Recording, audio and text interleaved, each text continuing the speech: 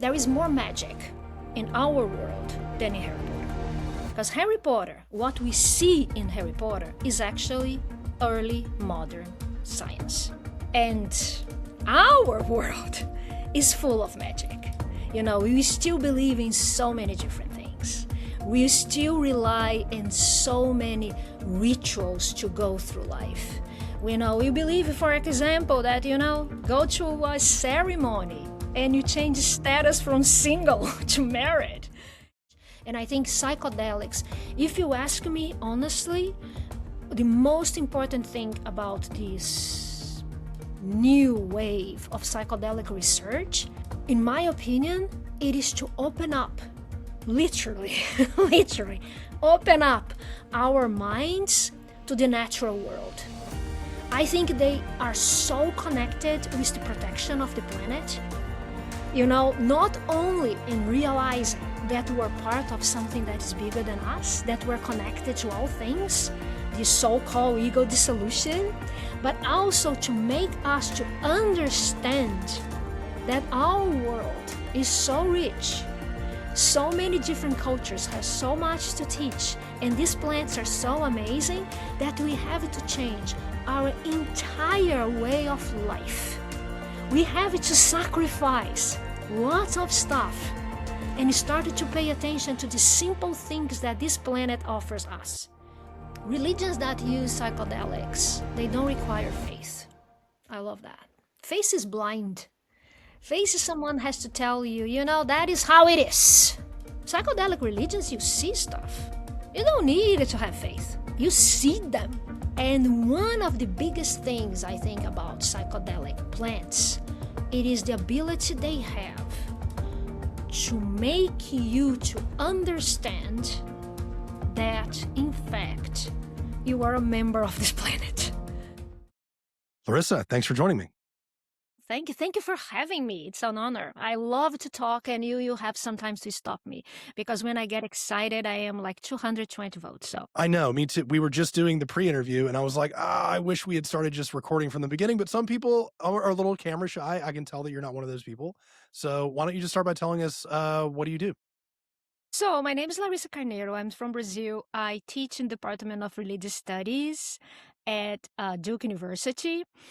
I have a crazy trajectory. I have the honor, I think I already lived like 5 lives in one life, which is very good. But in academic work, my work always has been with the relationship between religion and science. So for a long time, I worked with 16th century, 15th century, early modernity. And when you're talking about religion and science, you're talking about religion, magic, and science. So I don't know. Maybe it is religion and science. I think now is more religion and science, but magic is always there. I like magic. So then I worked for a long time with early modernity, medicine, science, which is sheer magic. And now I decided, then for a while I worked with that. And then the issue of psychoactive substances started to pop up so much in my work. It is way more prominent than people like to think. Is some kind of history that has been raised in religions, with the rise of monotheistic religions, this kind of indigenous religions. And when I talk about indigenous religions, let's be open-minded. And I'm not talking just about indigenous peoples in the America, but also European indigenous religions. And with the rise of these monotheistic religions, this kind of story kind of was suppressed, especially because the production of knowledge, it makes sense that this knowledge was suppressed. So then I say, you know what? It is calling me. It's weird, but I don't know. I think that everybody that starts to work with psychoactive substance has some kind of story that is magical as well, a moment. In some sense, is like that moment of evangelical people that when they meet Jesus, like the reborn people. So then I decided, you know what? I always wanted to conduct research in my country, which I didn't because my research was so focused on European context. And then I started to go to Brazil and visit like churches that use psychoactive substance, especially what is generally called as ayahuasca. And then from them, I changed completely periods, from like early modernity, European early modernity period to like currently context of the scientific and religious landscape, which they are now so intermingled, which has fascinated me. That sounds so cool. And I'm really glad that you agreed to come on and talk with me. I've been telling people for a couple months that I was like, about you coming on because you've been in Brazil recently. So we had to wait. And I've been telling people like, this is how the conversation goes. I'm like, look, I've got this religious studies scholar from Duke. She studies Santo Daime. It's just like this amazing church down in Brazil. And it's like nominally Christian, I think, but there's African folk religion and there's Santeria. And they also work with ayahuasca. And she studies syncretism, which is like this blending. And they just kind of look at me and they nod. And I'm just like, and she teaches a class in the science of Harry Potter. And they're like, what? And I'm just like, so I'm like, I don't know. Do you think we should just give the people what they want to start with? And can we talk about how the magic in Harry Potter works into your scholarship? Because that is a fascinating blend of approaches. And I'm actually curious, as a religious studies scholar, how do you define magic? Yeah. Yeah, magic is what other religions do and not yours. Right. It's what those people are doing. Got it. Yeah, those people might know, like all the robe stuff, right. all like the transforming like wine and blood, like all this kind of speaking to God and hearing the gods in this magical book that is actually, that's not magic. Magic is what the weird people do, the other people. So Harry Potter, I owed so much to Harry Potter. It is so amazing because I moved to the United States. My career, academic career, is not like the regular one. I am, I don't know, maybe a rogue person, but I moved to the United States because I fell in love with an American. So I abandoned everything in Brazil and came to the United States. And they said, oh my God, and now what? What am I going to do? So I was always... I love fantasy. I love magic. I love fantasy books, I love it. That's something that I never grew out of this. And so Harry Potter series was actually one of the first books that Harry Potter series was actually the first not academic book that I read completely in English. And I always thought about, oh my God, I'm learning words that I will never use. What I'm going to do with wand. Right. Yeah. Well, I use wand a lot in my academic life. So when I moved to the United States, I was actually talking to a friend from that back then. He taught at University of Edinburgh, and I knew so much Harry Potter. I read the book so many times, and he said, "You know what? Why don't you, create a course in Harry Potter and religion?" I said, "Are you kidding me? That's not gonna fly." So I did it. I created. It was when I entered Duke, like back the back door. And I offered this class. Listen, I have this class. What about it? And they allowed me to teach one class. And it was such a successful class. I bet. Yeah, no doubt. Yeah. It was like, I don't know, you are probably millennial generation. And it was like the kids who have grew up like reading and watching Harry Potter. And I said, well, this class is going to die out. No. And I try sometimes, like to be like maybe politically correct, to bring like the issues of like, J.K. Rowling being canceled by both like evangelicals who thought that Harry Potter was satanic. And then now, oh my God, she's anti-transgender people. So that woman was like canceled for both sides of the aisle. But students are not interested in that. They like the magic. So the first day of class, I say one thing. I'm going to prove you And that's my mission. That's maybe the only objective of this class. Although the class, of course, has many objectives. There is more magic in our world than in Harry Potter. Because Harry Potter, what we see in Harry Potter is actually early modern science. And our world is full of magic. You know, we still believe in so many different things. We still rely in so many rituals to go through life. We believe, for example, that, I don't know, you go to a ceremony and you change status from single to married, from all this enchantment in modern life. And it's true, what we see in Harry Potter is mostly, she didn't create anything. Well, she did an amazing job, but what I think that's her amazing job is that she sat in libraries and research, because all her magical creatures are actually creatures that were like in medieval bestiaries. Everything that she talks about is related to the lore of the time. Potions, alchemy, astrology, astronomy. What actually caused lots of anxiety in evangelical people, because they thought that Harry Potter was too connected to the real world, and so is a magic that you can learn. That's what they don't have anxieties toward Lord of the Rings, but they have anxiety toward Harry Potter, is because for them Harry Potter is a magic that you can learn. Of course, you cannot learn to transform it. They're right. It is very close to our world. You cannot learn, of course, to turn a cup into like a mouse. But the magic in Harry Potter, the alchemy, this is actually proto-science. That is our life. Hogwarts, for example, is founded in the same period of the largest witch hunt in Scotland and England.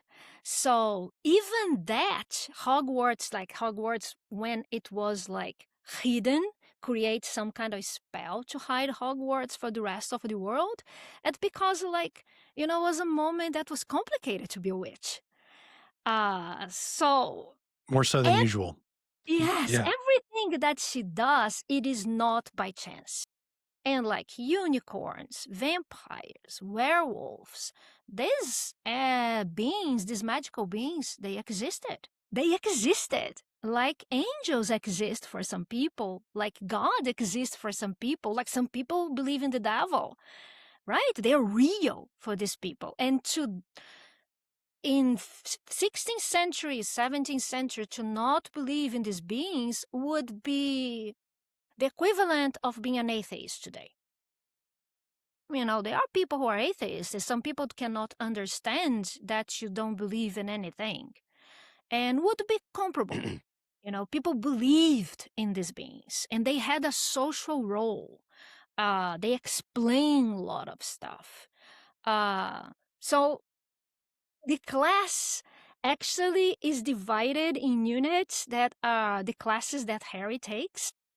I follow the curriculum of Hogwarts. You should put this online. You would make a lot of money. Yeah. Wow, I can start to advertise. Sometimes I think about like retirement, I said, you know what, I'm gonna teach actually Harry Potter the largest public, because it is so. I love that class, and students love that class too, because it is like I can convince them that we have more magic now than in Harry. That Harry was science, and science has lots of magical thought too. And if you think about this new frontier of psychoactive substance like that, like what people call like the psychedelic renaissance, whatever, some term that I have some kind of issues with, but I also use for the sake of clarity. There is lots of magical thought about it as well. It's magic. Yeah. Yeah, anything, I guess, you said something that I thought was really salient is these things served a purpose. They explained things. You know, these magic was for explaining the world. And that is what science is. I guess that's probably the best definition I would probably give for a science is like a recursive way of trying to describe reality. And I was thinking about, you mentioned like proto-science was Isaac Newton and how much time he spent trying to turn lead into gold. You know, alongside of doing the greatest feats of intellectual Herculean effort ever, he Yes, has always kept a fire burning in case the yes, solution yes. came to him Like in the middle of the we, night. we own so much to the alchemist. You know, Mhm, you go to a lab today, many things, of course, now you have so many digitized equipments and everything. It's so easy to control temperature, right? Like so easy. If you need like Kelvin, that is like the measure they use for higher temperature. It's so easy. You just like you type the temperature that you want. But the alchemists, they had to control temperature, and that was the hard work they have to do, because they had like to create a concoction, to create a chemical reaction, and they needed a certain temperature. They knew they needed, and to maintain a constant temperature without any technology but a cauldron and a mhm. fire was very, very hard. By the way, that was called the women's work. To keep the fire? Yeah, Yeah. because, and it's a very interesting thing because it was the hard work, you know, most Tedious. difficult work. Yeah. Yes, the tedious work. Do you think that has to do with why witchcraft is usually associated with women? There's so many reasons that witchcraft is associated with women. I think I think it's because yeah, the domestic role of women. You Mhm, know, yeah. women it still is. If you, I don't know, in like in Latin America, and I'm gonna generalize Latin America. Sure, all of If it, you that go one to thing, Latin yeah. America, it's still like herbal medicine. It's very common. You know, like this kind of healers are still very prominent. Oh my God. Um, the profession of healers is actually protected in Brazil. It is like cultural heritage. It's a cultural immaterial heritage, a practice. So actually, in some states in Brazil, healers they can get their herbs like for free. The government subsidies that because it is recognized as something that you have to keep. It's a tradition, it's a cultural tradition. So you still have so many healers, and healers usually are women. Not and I'm gonna make a differentiation between shamans and healers, because shamans traditionally, if and I'm gonna put like all the quotes that I can in traditionally, because the tradition actually doesn't exist in some sense as people like to think. But like shamanism in indigenous traditions in um, America, most of them were just men. Like the phenomenon that you have, lots of female shamans now. It's a very, very contemporary development. But like healers, like the domestic healers, it comes from a tradition that is a mix of all healing traditions, including European, like with comes with the colonizers, comes with the settlers, comes with the immigrants. It is pretty much a woman's job. She's the one who is with the children. She's the one who is taking care of the old people. She's the one who is a midwife, who is gonna help like the neighbor who deliver her kid. But then something goes wrong. You know, maybe the child has some kind of deformity.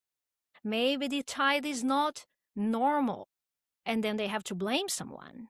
And maybe you have a drought, and maybe you have like, oh, it's raining too much, or maybe like the king is sick. You have to blame someone. And so usually we're like poor women. Mhm. We're Women healers. just made easy scapegoats. Yeah, yeah, Yeah, exactly. yeah, Exactly. And yeah. and and like actually most there are lots of interesting studies now in environmental science, by the way.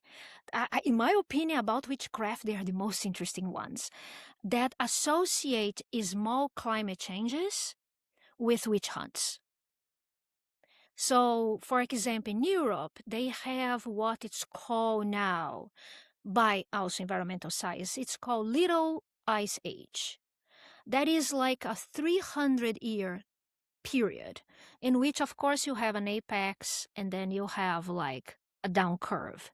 But it's a period between, let's say, 15th century until early 18th century, in which the weather, the climate, we have data from Europe, and we have data for the analysis of trees, of analysis of ice, of analysis of like plants and like sedimentation. We know that in this period in Europe, but probably in other parts of the world as well, there was a huge climate change in which you had a lot of rain, and sometimes like rain when you're not supposed to have rain. So you have lots of like winter were longer. So this happened, a lot of famine, lots of crops that died, lots of plagues, livestock that could not survive. And we are thinking about a time that, people relied on agricultural production, because otherwise in the winter time, they will not have anything to produce. They would have to rely on the grains that they kept during summer. So there's lots of studies associating this period that is the largest period of witch hunt. So one of the most prominent reasons that witches were accused of, sentenced, and sometimes executed was weather magic. If I had here, I could actually show, but I have lots of like manuscript illustrations or lithographs in which, like, if you pay attention in the drawing language of that time, what the witches are doing is conjuring storms, a hailstorm, snowstorm, and that was a problem for them because they relied so much on the weather. Actually, I asked this question to students: who are we going to sacrifice now, with our own climate change? Who will be our scapegoat? What we need to sacrifice, because if the prophetic, the magical prophetic, the new prophets, like the scientists, the new diviners, that will say, oh my God, like the sea is going to rise, famine is going to happen, people are going to migrate, all this kind of apocalyptic scenario. What are you going to do? We have to do something, and you're sacrificing very little. Right. What? Our Right. Yeah. our reusable bags. I need my iPhone. Yeah. Reusable bags are not doing much. So what we're gonna have to sacrifice? So magic is still around. We just think they are not magic. They're science now. But people back then also thought they were science. They were not magic. Magic is a modern concept. I love your definition. It's the fake thing that other people do. Yeah. That's when I do it, it's science. This works.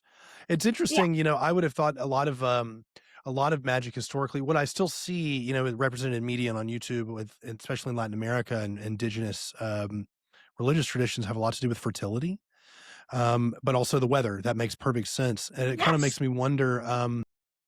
It just kind of, I was remarking on how much things have changed for our species after the invention of agriculture, like the domestication of crops. Do you have any sense? Do we have any really understanding of what religious practices were like before history? Oh, yeah, there it is. It's interesting. Actually, it's a question that's a good question. That is a question that students ask me a lot because what is good about teaching? It was about this conversation.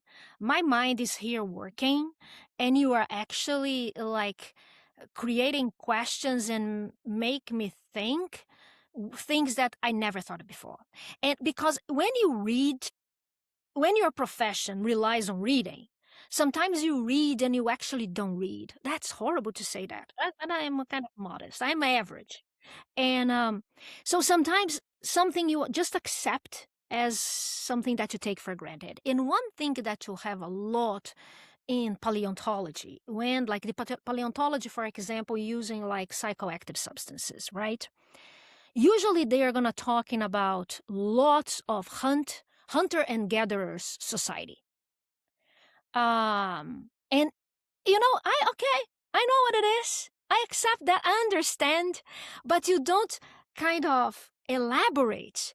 And every time that I sign one text that I love that is about cave paintings, in which, it is about societies that were like still nomads, still relied in, following the track of animals to hunt. Students ask me, what is different? Why? There are lots of differences. What we of course, like, we don't know. We don't. We don't. We don't know about religious systems until it's written. We don't know. No, we don't know. We know we have like, and I'm talking about evidence. I'm talking about material evidence. And in the latest 30 years, things really got exciting because of technology.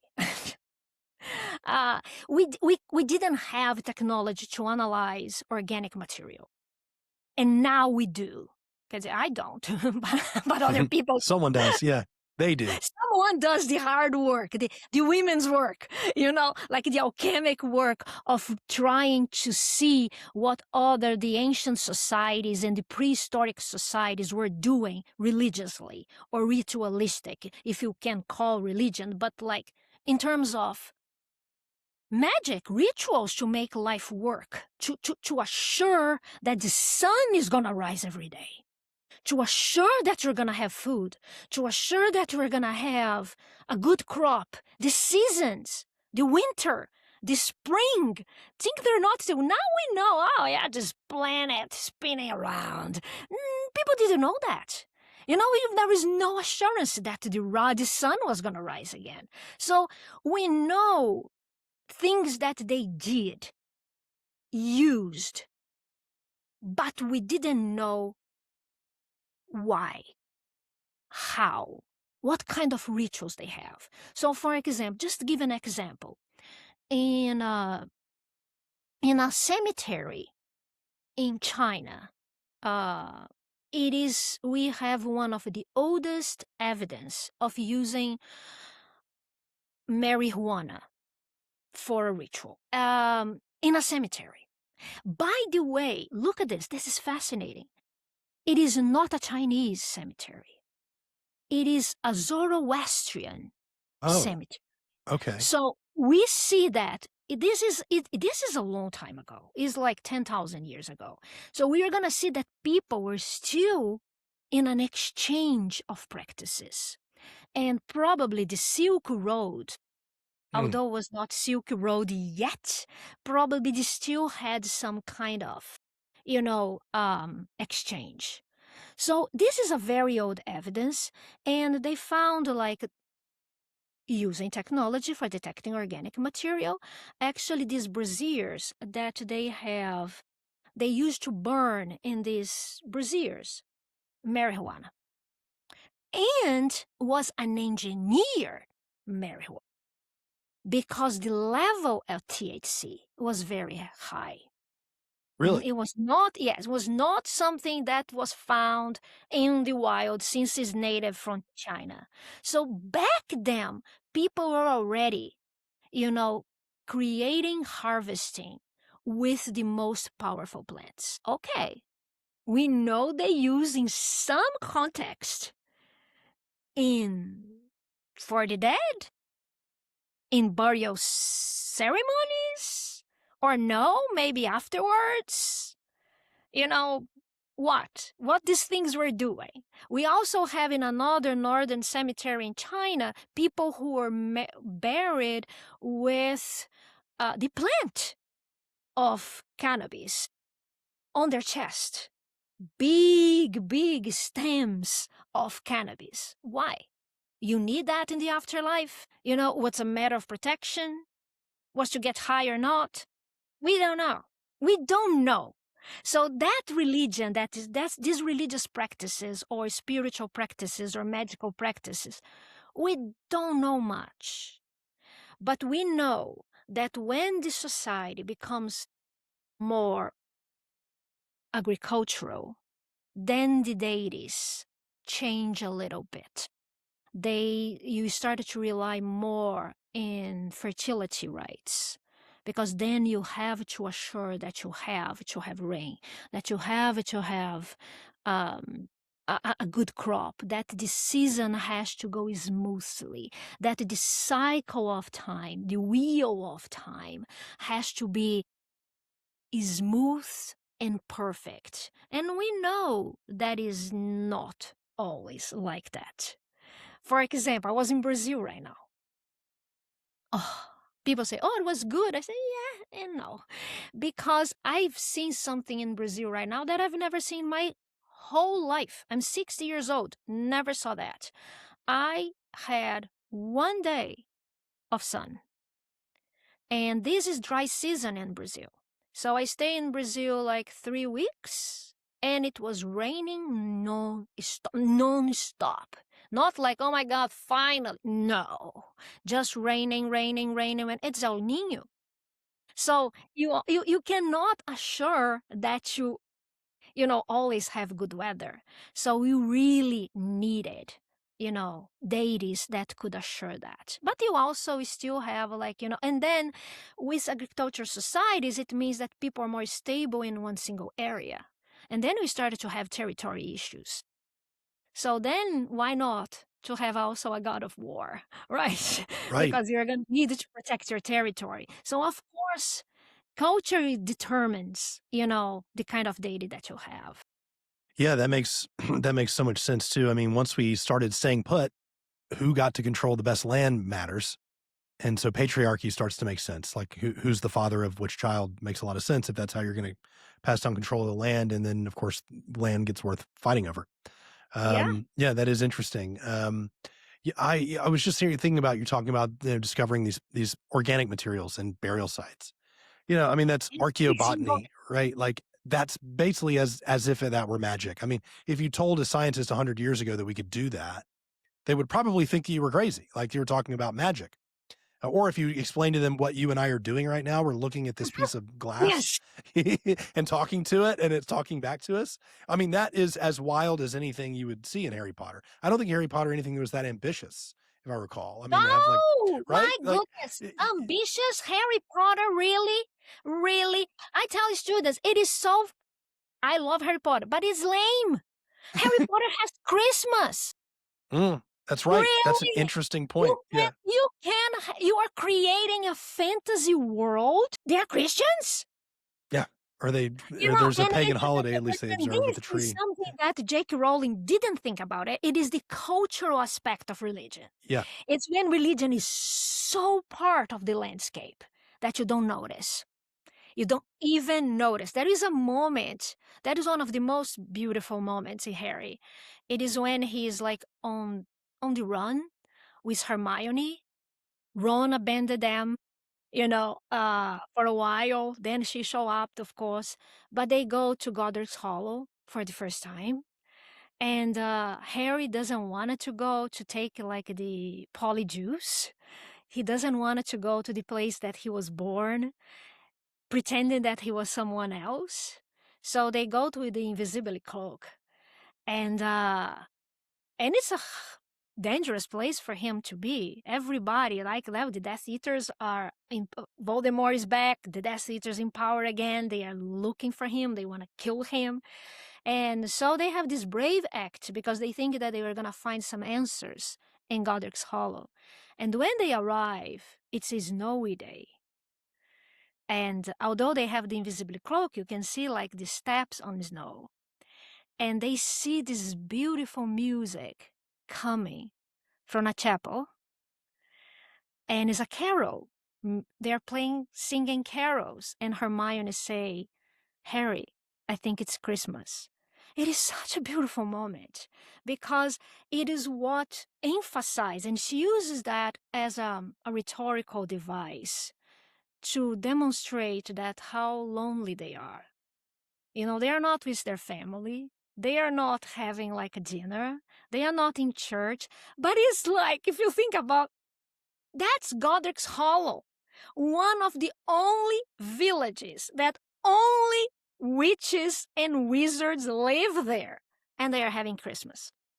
Yeah. Doesn't And make any singing sense. carols. Yeah. Yeah. Carols. Yeah. Yeah. That is fascinating. I mean, even me, like I live in the United States and I don't consider myself a Christian at all, but Christmas is still an important holiday for me because it represents, to me, it has much more to do with what it represents in contemporary times. I guess a Yes. lot of it has to do with buying things, which is very American. But I mean, it's it's time to get together with your family and to just Mhm. it's right by the New Year. And it is interesting though that like this, I'm sure that also drove Christians crazy if they ever noticed this, that this pagan text, has Christmas in it. And you were talking earlier about the Silk Road and just like the mixing, and I think that refers to this word that we've mentioned, syncretism. And that tends to, I find there are certain people of a certain religious class that are driven crazy by this. What can you tell us about what syncretism is and like how does it fit into your scholarship? Yeah. It is a word that for a while people didn't like to use very much in academia. Academia can be has some kind of bad stuff, like, no, we don't use that anymore. Very Uh, dogmatic. yes, Yeah. yes, like, no, that concept doesn't fit anymore, like in what we know right now. In some sense, it's right, and in some sense, it's a still useful, very, very useful concept. But if you think about, it is because I think people started like to avoid using a lot, although I do use it. And that's why it's good because they're going to connect it. That's what I said. Tradition. Uh, it is no religion is pure. That's why the anxiety toward it. No religion The word is assumes that there's a born right way to out, do one religion. Yeah, out yeah. of the blue because some cloud opened in the sky and some enlightened person received the message and wrote it down. No, religion doesn't work like that. That's myth. Religion usually build up upon other religions, and the exchange always happens. Uh, so, for example, I was talking about like indigenous traditions. We know now, for example, that it was a very sophisticated network of roads in South America. So, indigenous peoples were always exchanging practices. And when you exchange practice, you exchange culture. Talking again about that, there is like a finding among the Nazca people. The Nazca people is southern Peru, very far away from the Amazon basin. And is that people, that amazing people that you find those drawing on The the Nazca lands? lines. Yeah. Yeah, that's magical. It's beautiful because you have to be like, you have to have a drone to see that. And those people didn't have a drone. So they mummified their bodies not because they wanted to, actually, it's because of their burial practice. It's very dry, and they usually build up like they dug a hole, put like a stone, and place their dead there, like sometimes in sitting position. And because of the dried condition, these bodies were mummified. And now, because the technology, we can do the DNA analysis of hair, and then actually they found Banisteriopsis capi. They find harmine, which is one of the major components of ayahuasca. So what they were using ayahuasca there, that's not that they don't have What is it that Banisteriopsis. they found there? They found all kinds of actually psychoactive substance in the hair of these mummified bodies. They I found, see. of course, coke leaves. They found traces of San Pedro. But what was more surprising was the presence of the Banisteriopsis capi. That is one of the major ingredients of ayahuasca. So they were taking ayahuasca. They're way away from the Amazon basin. Yeah. Yeah. So it meant that they met someone who was traveling, or they traveled and they brought the thing.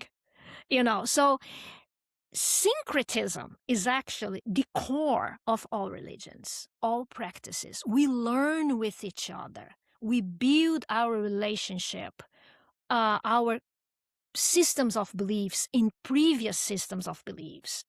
And we have this idea that our religion is unique, but actually our religions are built up upon ancient religions as well, in ancient practice. And like, well, you told me that you were raised as Catholic. I was raised as Catholic. Oh my goodness. That is so pagan. Sometimes, Mystery the whole religions and and Catholicism is wonderful to watch because the rituals are so evident that you can see, like the remaining of older practices that mix in these early forms of Christianity that came up to be like the Roman and then also the Orthodox Christianity, Catholicism. But what people use for syncretism, it is when like different systems of religions merge into one. Mm-hmm. So, for example, in the Church of Santo Daime, it's a very porous form of religion. Of course, I cannot say that about every single church, because the Church of Santo Daime, the different churches, they lean toward different practices. Sometimes they are not uniform, because let's see, like the monotheistic religions, they are all based on revelations, right?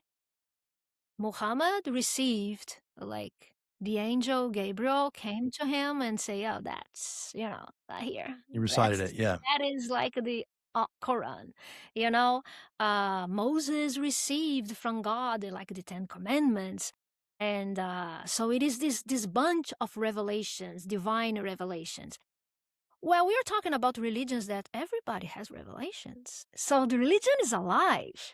It's always happening. And since the substance is sacred, is divine, has an authority, is sacred, what the substance reveals is, you have to believe that.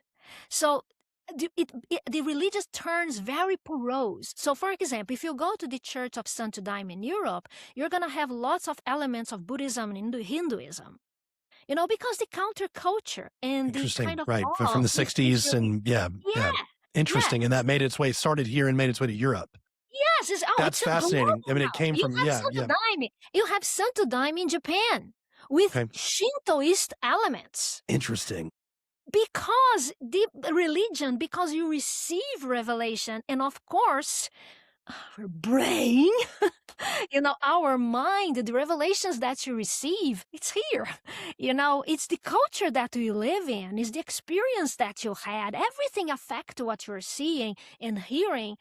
So, of course, you bring your baggage, your luggage, your experience to the experience. So, of course, they merge with the culture. So in Brazil, of course, it merged with it. Santo Daime is fascinating because I say that is the only Brazilian religion. Interesting. Brazilian, because it merged all the matrix of religions that went to Brazil. So you have the indigenous religion. Because can I tell the story of Santo Daime? It's beautiful. Please, yes, absolutely. It's beautiful, beautiful, beautiful, beautiful. So Brazil, every religion is so political, right? You cannot. So Brazil had the largest population of enslaved people. Brazil it's this gray, horrible zone that sometimes, like, Brazil would not be Brazil with this huge forced diaspora. We own so much to these people who were forced to go to Brazil. They are the soul of Brazil. They are everything in Brazil. Everything that Brazil has that people say, "Oh my God, it's Brazil," is our enslaved people who brought that to us. So Brazil has this huge. 1/3 of all the enslaved people went to Brazil. Brazil was not like slavery was everywhere, because Brazil, the process of colonization in Brazil is not like here in the United States, that people may, hey, oh, let's go to the United States and make the new Jerusalem. Let's make a new country. Brazil is, oh no, let's produce everything that Europeans need and send back to them. So first sugarcane, then coffee beans, was like an entire east part of the country, that was the colonized part of the country back then, was based on plantations. So lots of slaves were necessary. It was the last country as well to abolish slavery. Huge racism, of course. And so when slavery ends in Brazil, 1888, you have this massive amount of people, uneducated, didn't want to work in the plantations they used to work anymore. But also, we don't have an industrial country that can absorb this labor work. So, at the same time, the Industrial Revolution is happening in Europe, in England again. And of course, that's our role as Latin America, to provide raw material to the first world. So we have rubber. So there is this rubber boom in the Amazon forest. So lots of former slaves move to the Amazon forest in order to extract rubber for a tree that's in Portuguese is called seringueira. They become seringueiros. That is like the rubber tree. Well, so you have the owners of the means of production, to use like a Marxist concept, that is the owners of the production, the exportation of the rubber, but you also have the cheap labor. And this cheap labor will be, former enslaved people or poor white people, like white Portuguese descendants, mixed people. Brazil mixed fast. Since people didn't come like, okay, let's go to Brazil to make our life. Men would come alone. Well, they're gonna marry anyone, like indigenous people, enslaved women, rape, all the violence and not violence that you can find in this mix. But Brazil mix very fast. Not sometimes in a peaceful way. Well, where these kind of people are gonna live? Not in the neighborhoods of upper class, close to indigenous people. That is also the people who are minimized by the colonizers.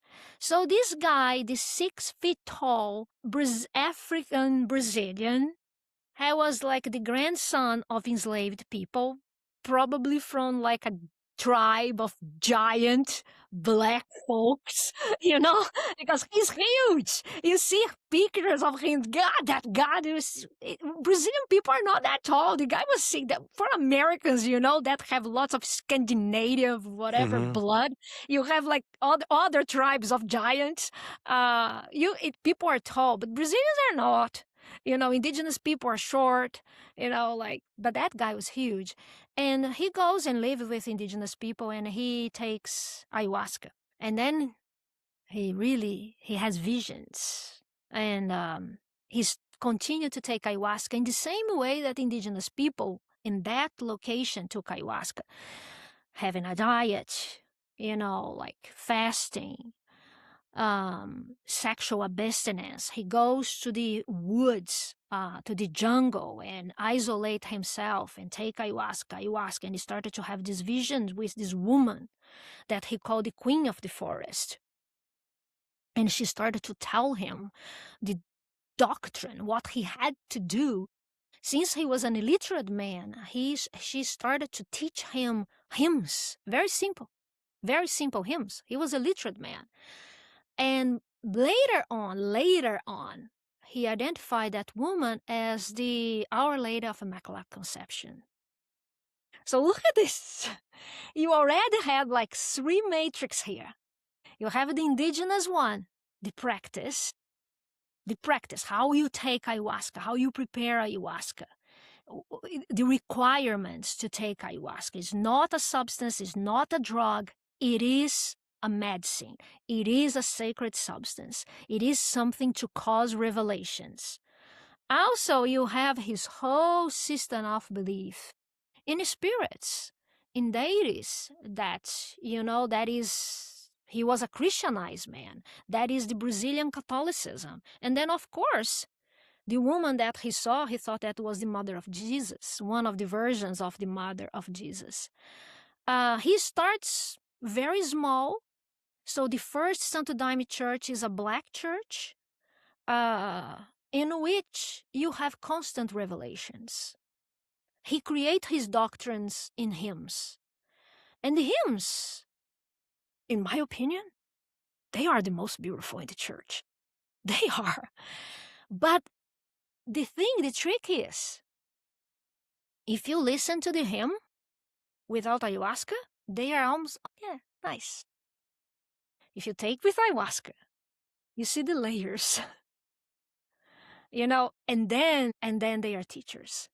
And then you see the doctrine of the church. As the church, the doctrine progresses, because look at it.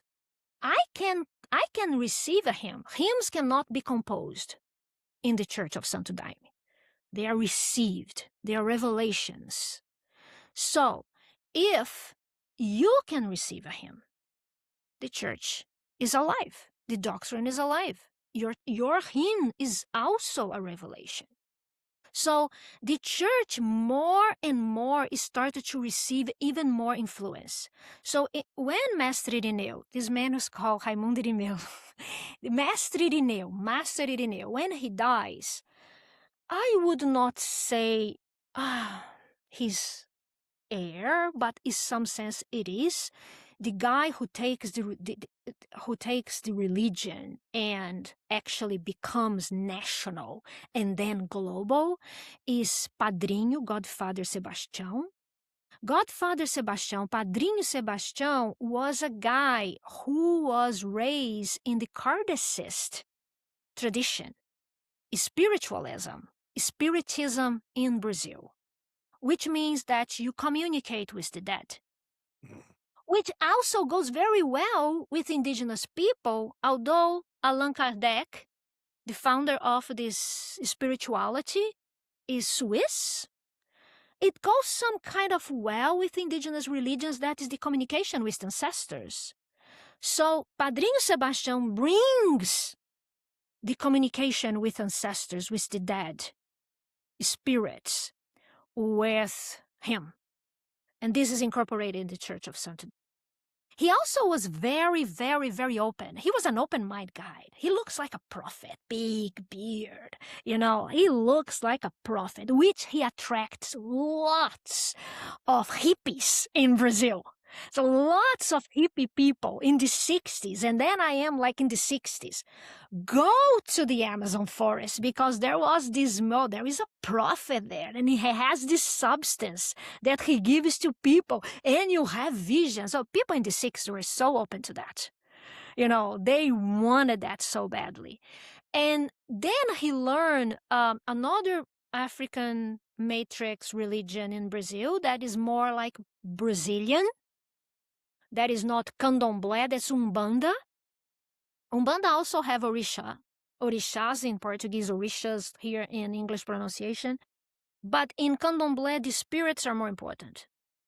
It's the spirit of the indigenous people, is the spirit of the old black man, is the spirit of the pombagira, is kind of a witchy woman. So he brings also Umbanda. He gets involved with Umbanda. And then Santo Daime becomes a mix of Catholicism, indigenous religions, Umbanda, Spiritism, goes to Europe, Hinduism, Buddhism. It is a porose. I talked to one of the most important people in the Santo Daime Church now in Brazil. I had the honor. I was chasing this guy, and it's like I felt that I had to go through a process until I had courage to approach him, say, I really want to talk to him. That is Padrinho Alex Polari. He is one also responsible for the globalization of Santo Daime because he was one of those hippies. And so he had college degree. He was in what is called literature. He was a writer. He goes to Acre and becomes like a follower of Padrinho Sebastião and writes these 3 amazing, beautiful books about the doctrine.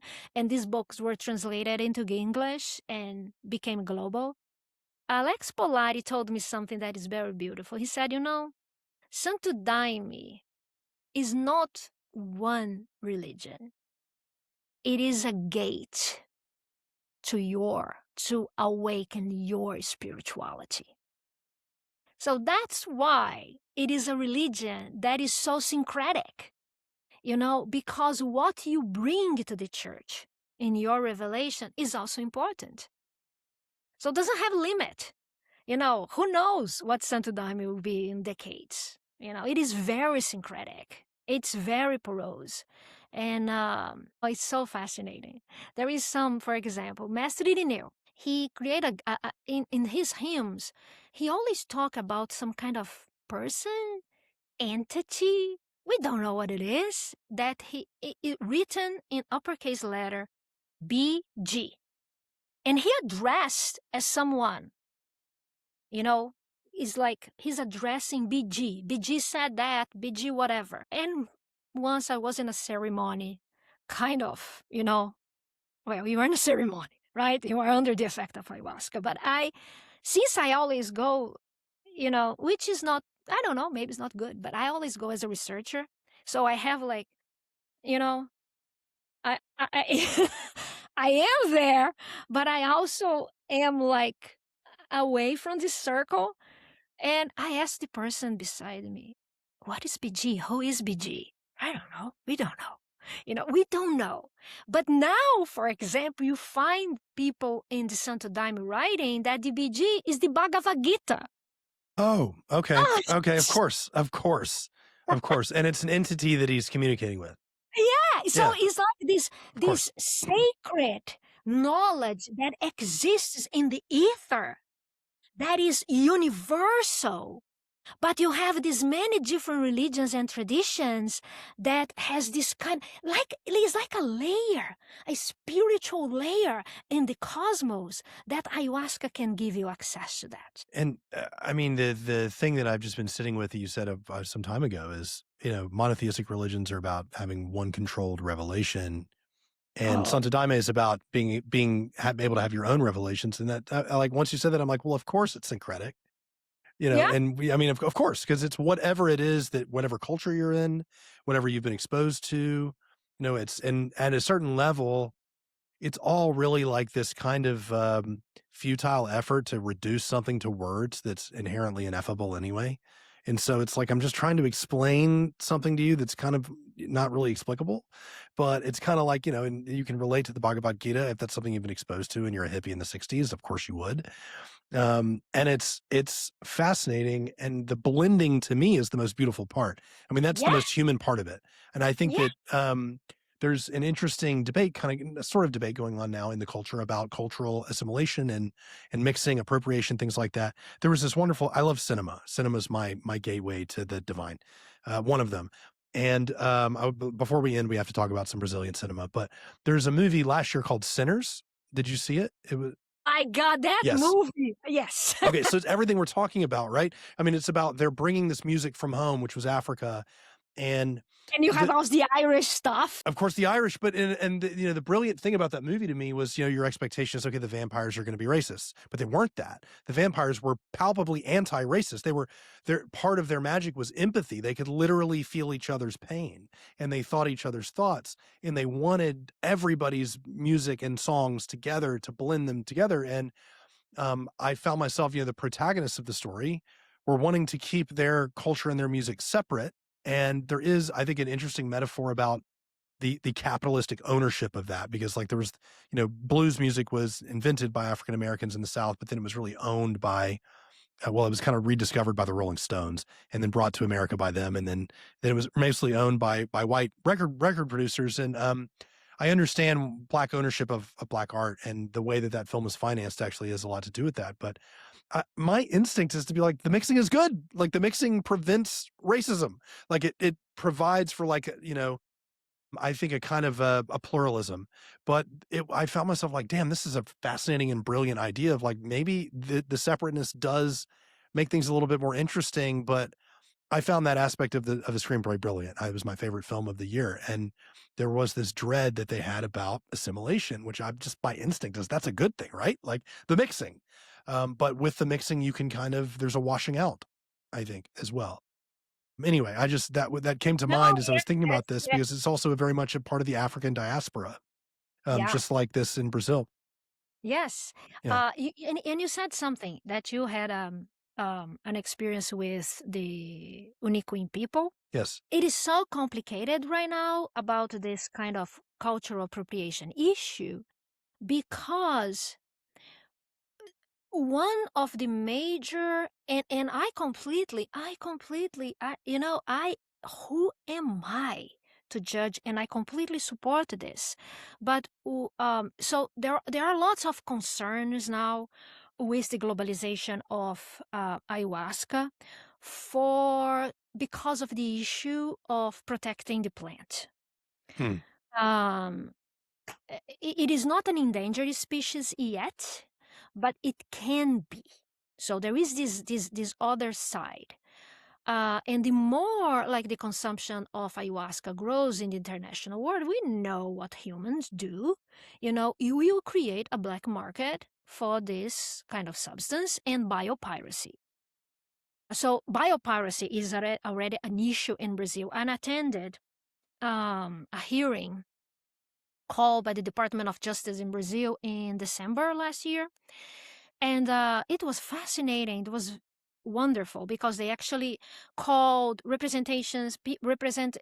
people representing the churches, indigenous people, many different peoples, lawyers that represent peoples, indigenous people, and the churches, also anthropologists, and everybody had a chance to talk, trying to create means to protect ayahuasca, to completely legalize and protect ayahuasca. And it's so complicated because first, what we call ayahuasca is a myth. Ayahuasca has so many different recipes. Ayahuasca is the globalized ayahuasca. Actually, that is one chapter of my book. I am writing my book, and I only can write my book during summer because I teach so much. And I am actually, that is one of the chapters of the book that I'm writing. Ayahuasca has so many different recipes and so many different names because they are different substances that do kind of the same thing, because usually you have like a source of DMT. That's basically what ayahuasca is. You have a source of DMT. You have a source of harmine, beta-carboline harmine, to block the absorption of MT. The vine that you can use many different vines, although the most common is Banisteriopsis caapi, but what sometimes science calls Banisteriopsis caapi are different vines. And then you have one that's the globalized ayahuasca, Scotra viridis, but you have like more than 90 catalog visionary plants. So it is hard to have like a patent. It's hard to protect ayahuasca as one single substance because it's not. It's hard to protect ayahuasca as a practice because people use in different contexts for different purposes. And indigenous people are also part of this process of globalizing ayahuasca, because now you find, for example, like retreats all over the world, especially like Costa Rica, Peru, Colombia, Brazil, Spain has lots, in which they invite indigenous people to come to perform rituals. And they do, and of course they have to do. That's part of their tradition. Although the tradition, how ayahuasca became is very different from if you read the practices with ayahuasca in the 1950s, before the globalization of ayahuasca. So it's different, it's progressing. But as I said, indigenous people always had exchange. So that's why we don't know, that I am experiencing the traditional use. No, you're not. There is no tradition. There is no tradition. We cannot trace the tradition. We can see like narratives from that anthropologist who visit like the Anawa people in 1950s and describe how they use ayahuasca back then. You can use another anthropologist who visit like the Tucano people and, in the 1940s, Richard Evans Schultes, who lived like in the Amazon forest with many different people, learned languages, observed, wrote extensively. It is completely different. So the indigenous people also are bringing this substance and their rituals to the rest of the world. So it's very hard to stop that. And you cannot stop that. You cannot say that, no, you cannot do that because we have to protect you from you have to be pure while we are not. That's so silly. This kind of also a racist perspective that indigenous people have to be pure, cannot change. No, they change. And so we don't know how it's going to be, because, for example, in the Amazon forest, theoretically, only indigenous people can harvest ayahuasca, Banisteriopska. Even like Santo Daime Church, that is in Céu do Mapiá, in the middle of the Amazon, amazingly, they import daime from a church in São Paulo, who is self-sustainable. They produce their own Banisteriopska. Most churches in Santo Daime are self-sustainable, but Céu do Mapiá in the middle of the Amazon, they cannot. Because in the Amazon forest, only indigenous people can harvest Banisteriopska because of issues of preservation. It's impossible to protect the Amazon forest. It is huge. It is huge. All the arms in the world combined would not be able to watch what has been done there. So you have illegal mining, you have like drug production, you have biopiracy. So there is this issue too. That is the dark side of, the globalization of psychoactive substances. And people are trying to fix the problem, but I don't know. I don't know how it's going to do. Like peyote is already an endangered species, right? And the Native American Church is fighting for the criminalization of peyote sometimes. Because sometimes governments, states legalize substances that they don't own. Like, was Oregon or Washington State, Oregon decriminalized everything, including peyote. How you can decriminalize something that, it is part of like indigenous spirituality, and peyote is already an endangered species. And because it's a Schedule 1 substance, you cannot plant peyote. If I said, oh my God, I'm going to do the good for the world, I'm going to plant peyote, right? I'm going to be arrested by the DEA as producing a substance that is more dangerous according to the schedule that fentanyl. Because fentanyl is a Schedule 2. So, this kind of craziness about where these substances live in the legal landscape, it is complicated. So there is this side as well, like the dark side of the substances, because they needed to be protected. But how? If they are not legal. But there is a market for that. So sometimes the practice of taking is legal, but you cannot plant. That makes tons of sense when you know a little bit about drug policy in the United States. Yeah, it's not illegal to use, but it's illegal to have. Yeah, it's so weird. We criminalize possession, not use. Yeah, that's how this country works. I organized a symposium here at Duke, and actually I bought someone that maybe you can interview as well. I love her. Her name is Dawn Davis. She's a Native American Shoshone tribes, and she's a member of the Native American Church, and she's activist for peyote conservation. And actually, what I'm saying, I learn a lot with her, because she has worked a lot with peyote conservation. Her PhD is about that, and she's an amazing woman. And she was one who actually, her activism with her group could remove peyote from the legalized drugs. That's how it's called, right? In Oregon, but because the status of endangered species. I can, that's just like, but I can give you all her, email and everything. um, because there is this also side that sometimes it's not that these substances are dangerous, they are not addictive.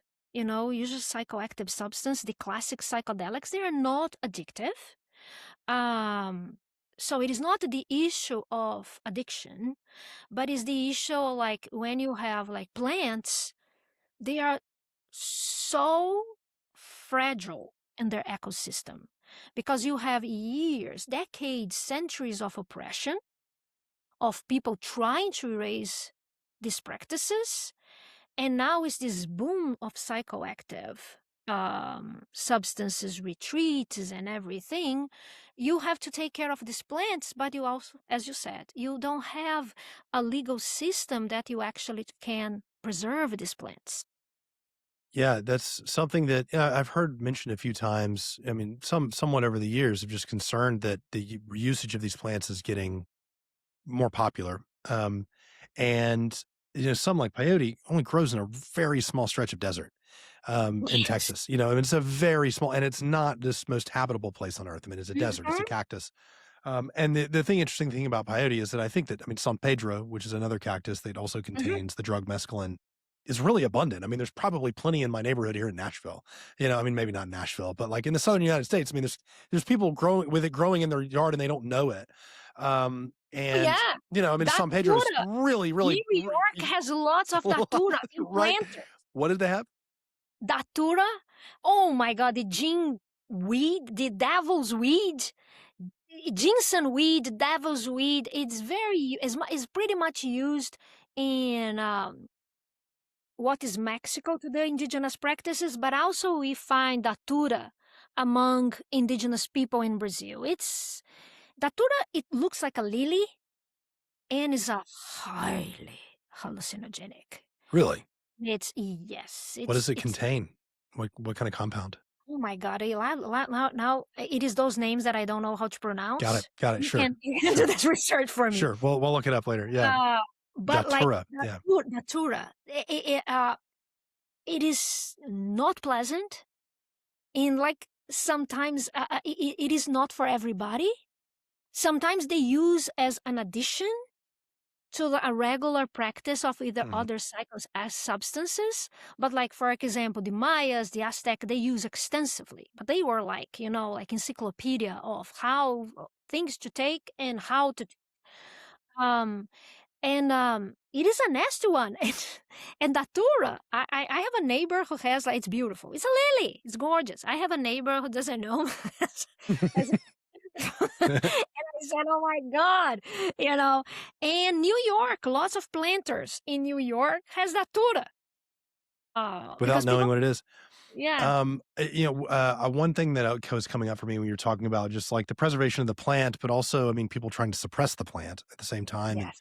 this weird legal system we're in. And I've realized, like, oh yeah, legalization would actually help us preserve these better. Um, one of the plant medicines that I've worked with, I don't really anymore, is cacao, ceremonial cacao. And I did a training with it with a Mayan shaman from Guatemala and a Mexican woman who's a friend, and who introduced me to the medicine. And it's psychoactive in the sense that caffeine is psychoactive. I mean, it's a stimulant. Hmm. It's got theobromine in it, and which just means the food of the gods. I love that. And really, for me, it was a grounding practice, and my intention was to open my heart. And I think it's fascinating that we've known it was a heart opener, is how the Mayans referred to it.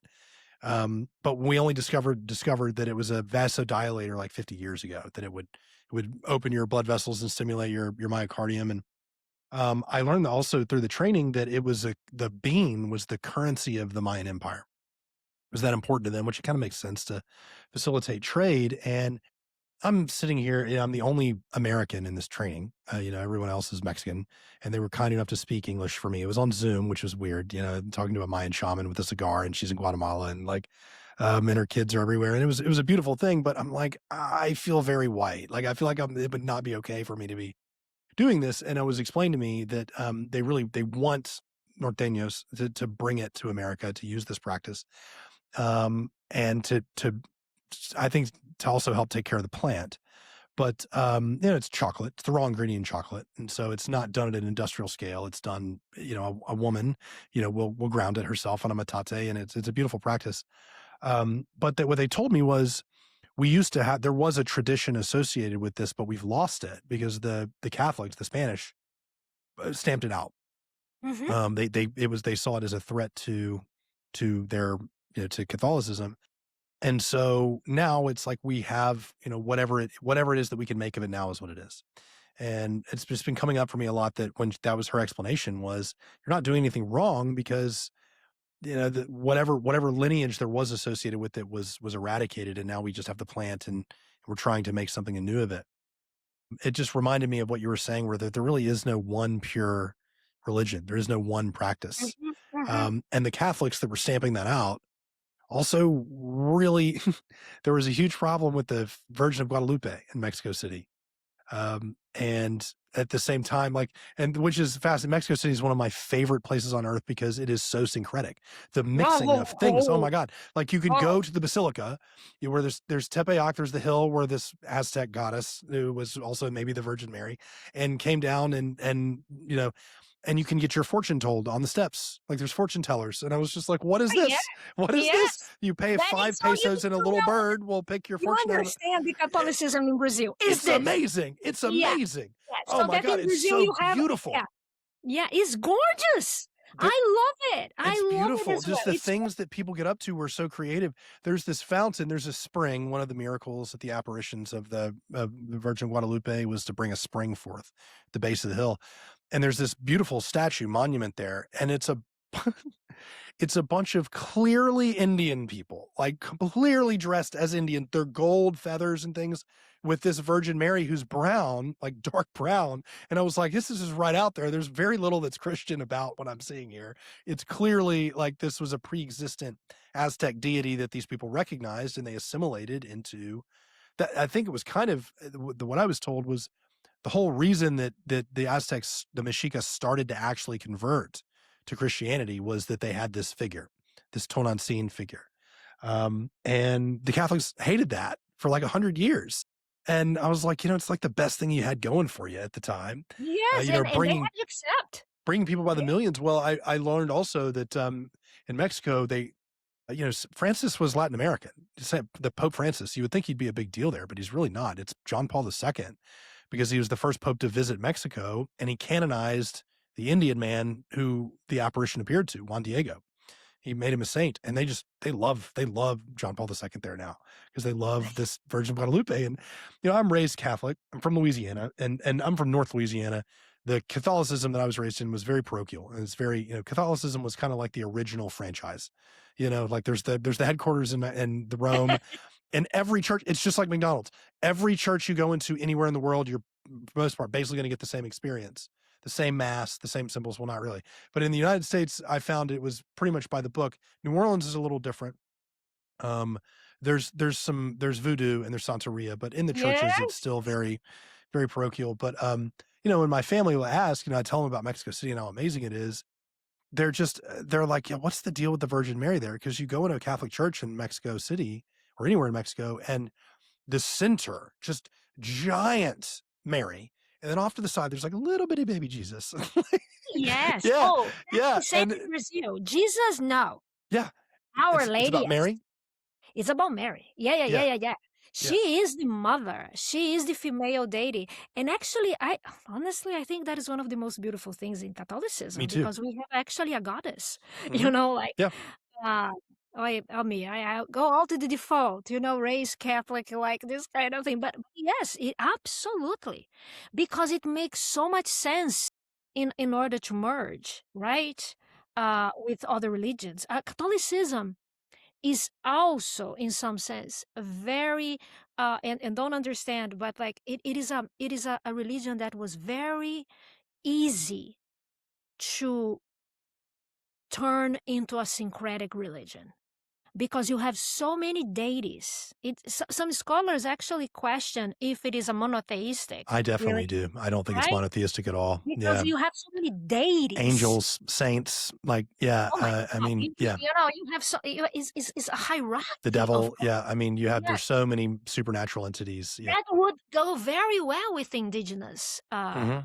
religions Hmm. who also had many spirits, many like realms. Like Catholicism, you have hell. You had the limbo that doesn't exist anymore. Right. And, It and, just got and then written out. Yeah. Got yeah, revealed out. Yeah. Yeah.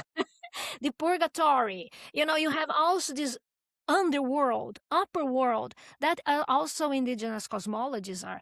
But you said something that I think that is necessary to emphasize here. And you were talking about, your experience and acceptance. And then I went to the dark side, but I wanted to emphasize something that I I I appreciate what is happening now because it with all the issues of regarding these plants and the use of these plants and the protection of these plants, I cannot, and maybe I am completely wrong and I am not a historian and I am being stupid, but I cannot recall a moment in history that at least indigenous knowledge is being searched, sought, and appreciated. It is the first time. Sometimes the view, it is romantic. As I said, the tradition in the indigenous traditions also change a lot. They don't have there is no practice that you can track back, no, of course not. There's no In which writing, because right? Without like a text. Yeah. it's like they think that they live like in a tribe and no, they're relating with other people, intermarrying, all kind of stuff, and traveling. They love to travel, nomads.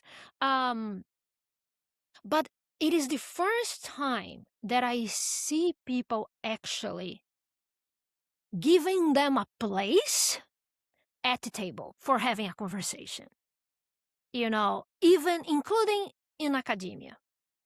I'm not talking about I talk every realms because it's something that they fought for centuries, especially after the 19th century, that you have forced conversion and um schools for converting indigenous people, separating children from parents, and forcing language, culture, religion, and there is a strange outcome from this violence that is like the contradiction that is born into this violence, that they learned how to fight, how to have a voice. They learned the importance of knowing our legal system, our language, because if they wanted to have their rights defended, they would have to have allies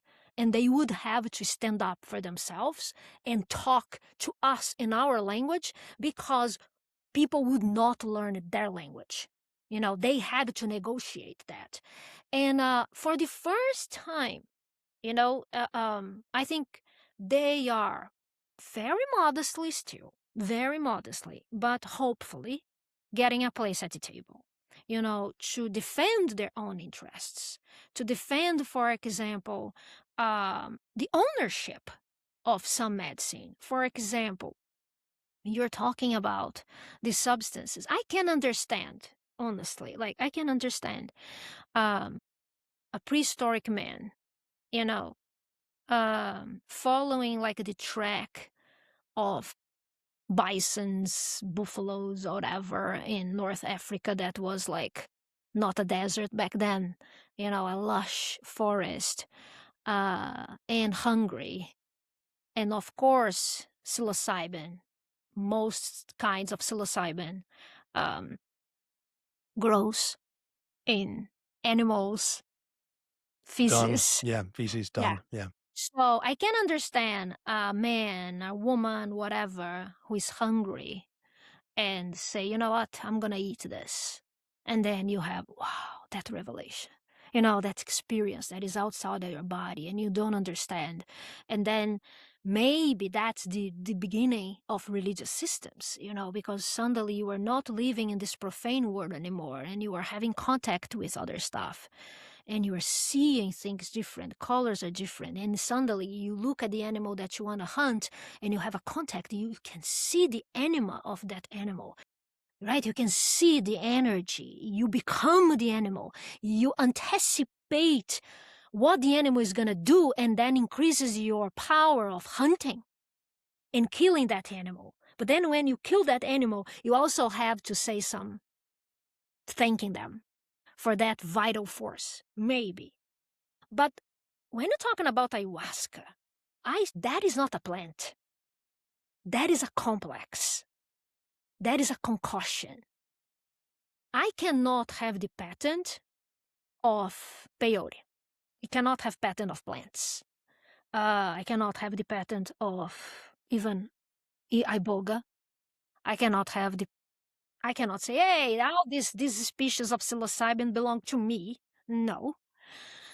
But when you're talking about a recipe, a medicine, a concoction, I can have a patent. And there have been, by big pharmacological companies, hundreds, okay, maybe I'm exaggerated, but at least 130 attempts to have a patent over ayahuasca. All of them failed, but it's a concern. And it blows my mind. I can understand getting a mushroom, eating a mushroom and say, whoa! But finding a vine, a specific vine, lots of different kinds of vines in the Amazon forest. Amazon forest, almost every single tree has a vine. Right. Not necessarily Banistidiopsis caapi. Find an ordinary bush that has nothing special about that bush. Doesn't have a beautiful plant, doesn't smell good, nothing. It's a bush in a forest that is barely you can see the ground. It's just bush. It's just trees and vines.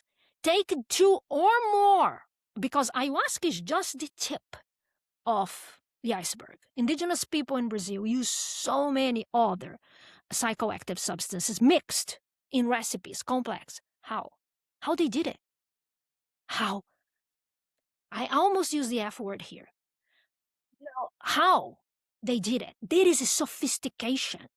That is not something that is, by chance I was hungry and ate a mushroom. Right. It's the combination that makes it like infinitely less likely too, right? Yes, I mean, just from a mathematical perspective. It's like the preparation is not easy. It is not easy. It's not something, oh yeah, I'm going to marry him. No, it requires a lot of you don't cook just once. You cook many times. You have different degrees. You add stuff. My God. Because it's like potions. It's like one of the potions in Harry Potter. Yeah. It really is. It's the same thing. They are magical potions in medicine.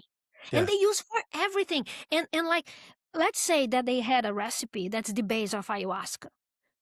Let's see. They have the ordinary. They have the Banistidiopsis caapi and they have the Psychotroph. They would add so many different things based on the need, and not only add in the concoction.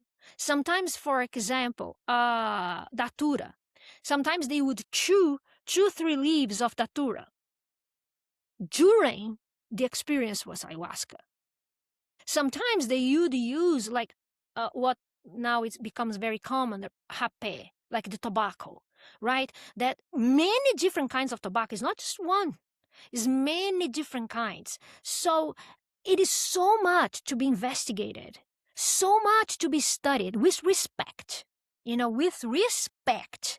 You know, like we cannot appropriate. Pharmacological companies cannot just appropriate and start to commercialize this, because that is it is the same thing that, you know, some scientist invents something and then I go there and patent their work, their intellectual work, and I will profit billions of dollars, and they are continue to live in poverty.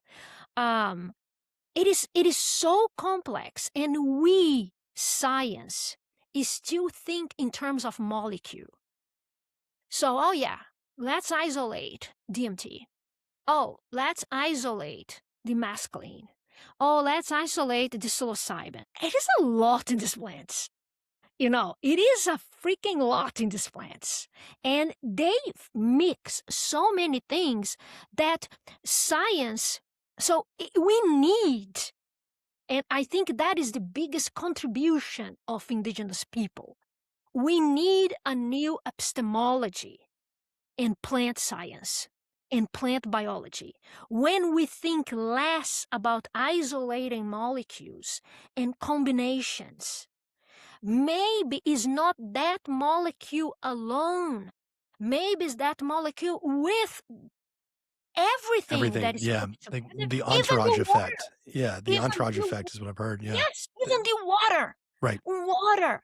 You know, when you prepare daime, it's usually, you have to be very careful about the source of water.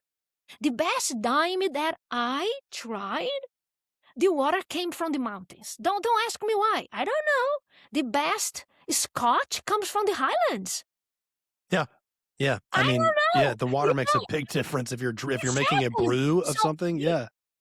And is the properties, the medical properties different? Is the experience the problem? Yes. The Anomami people in Brazil, just to have, like, I'm sorry, I go from one subject to the other. But I love it. You're very syncretic. This is a beautiful conversation. Like the Anomami people in Brazil, it's a fascinating people. They live in the middle of the forest. They don't travel much. They don't share their rituals. They don't, you know, have retreats, nothing like that. But they use a substance that's called yakuana. And well, they use many, okay? But one of the major ones is yakuana. And yakuana, it is the substance they use to give them access to the world of the spirits, what they call shapiripe. And the shapiripe, of course, it comes first as perception of lights, which, you know, Jean-Claude Claude called like the first stage of trance, that you see like lights and geometric forms and everything. And then the spirits come to you. What is different about, like, sometimes, not different, other people do that, but the Anomami, they usually they make daily daylight rituals. Because for them, you don't need akuana when you're sleeping, because it's the same stage of dreams. It's the same. Dreams also provide you the same access that a yakuana does. Well, yakuana, if I'm gonna describe you in a very simple thing, is a bark. The thing is, it's not just the bark. They have the bark. Don't ask me to give the scientific name of the other two plants. They add 2 more plants, comes different like trees. Those 3. It's not 1. Like the hallucinogenic component comes from 1 tree. Okay? That's the science would be, whoa, that's the molecule that we want. They mix with 2 different plants. And do you know Brazilian nuts? These plants, they dry out and they have to grind them in a bowl specifically made with the wood of Brazilian nuts tree. Not other one. Well, any person, you know, I love to cook, and I know that I cannot use a plastic board.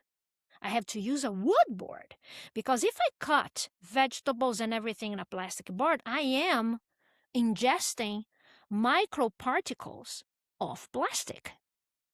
So that wood that they're grinding in a molecular level, it's in the substance as well. This kind of things, this kind of holistic perception of these plants, of this absolutely mind-blowing substance that they created, that's not how scientific environment is researching them. They are isolating, and it's powerful. Don't misunderstand me. You know, like I was talking to a member of the church that he took synthesized DMT, and he said, "Oh, So and he actually asked me, "Did you have you ever used ether?" Like just the ether, did. just In Brazil, was very common during Carnival. got it, You know, got it. Yeah. oh, Yeah. don't. Yeah, no, I don't recommend. I don't mean huffing No. anything is a bad idea. I used once and never more, you know, because like simply the floor disappears. And believe me, we are not made to fly. We need a ground to stand upon. So it is this, whoa, I need to lay down. And he said, and he told me, have you either experimented ether? I said, yeah, once, never more. He said, synthesized DMT is the same.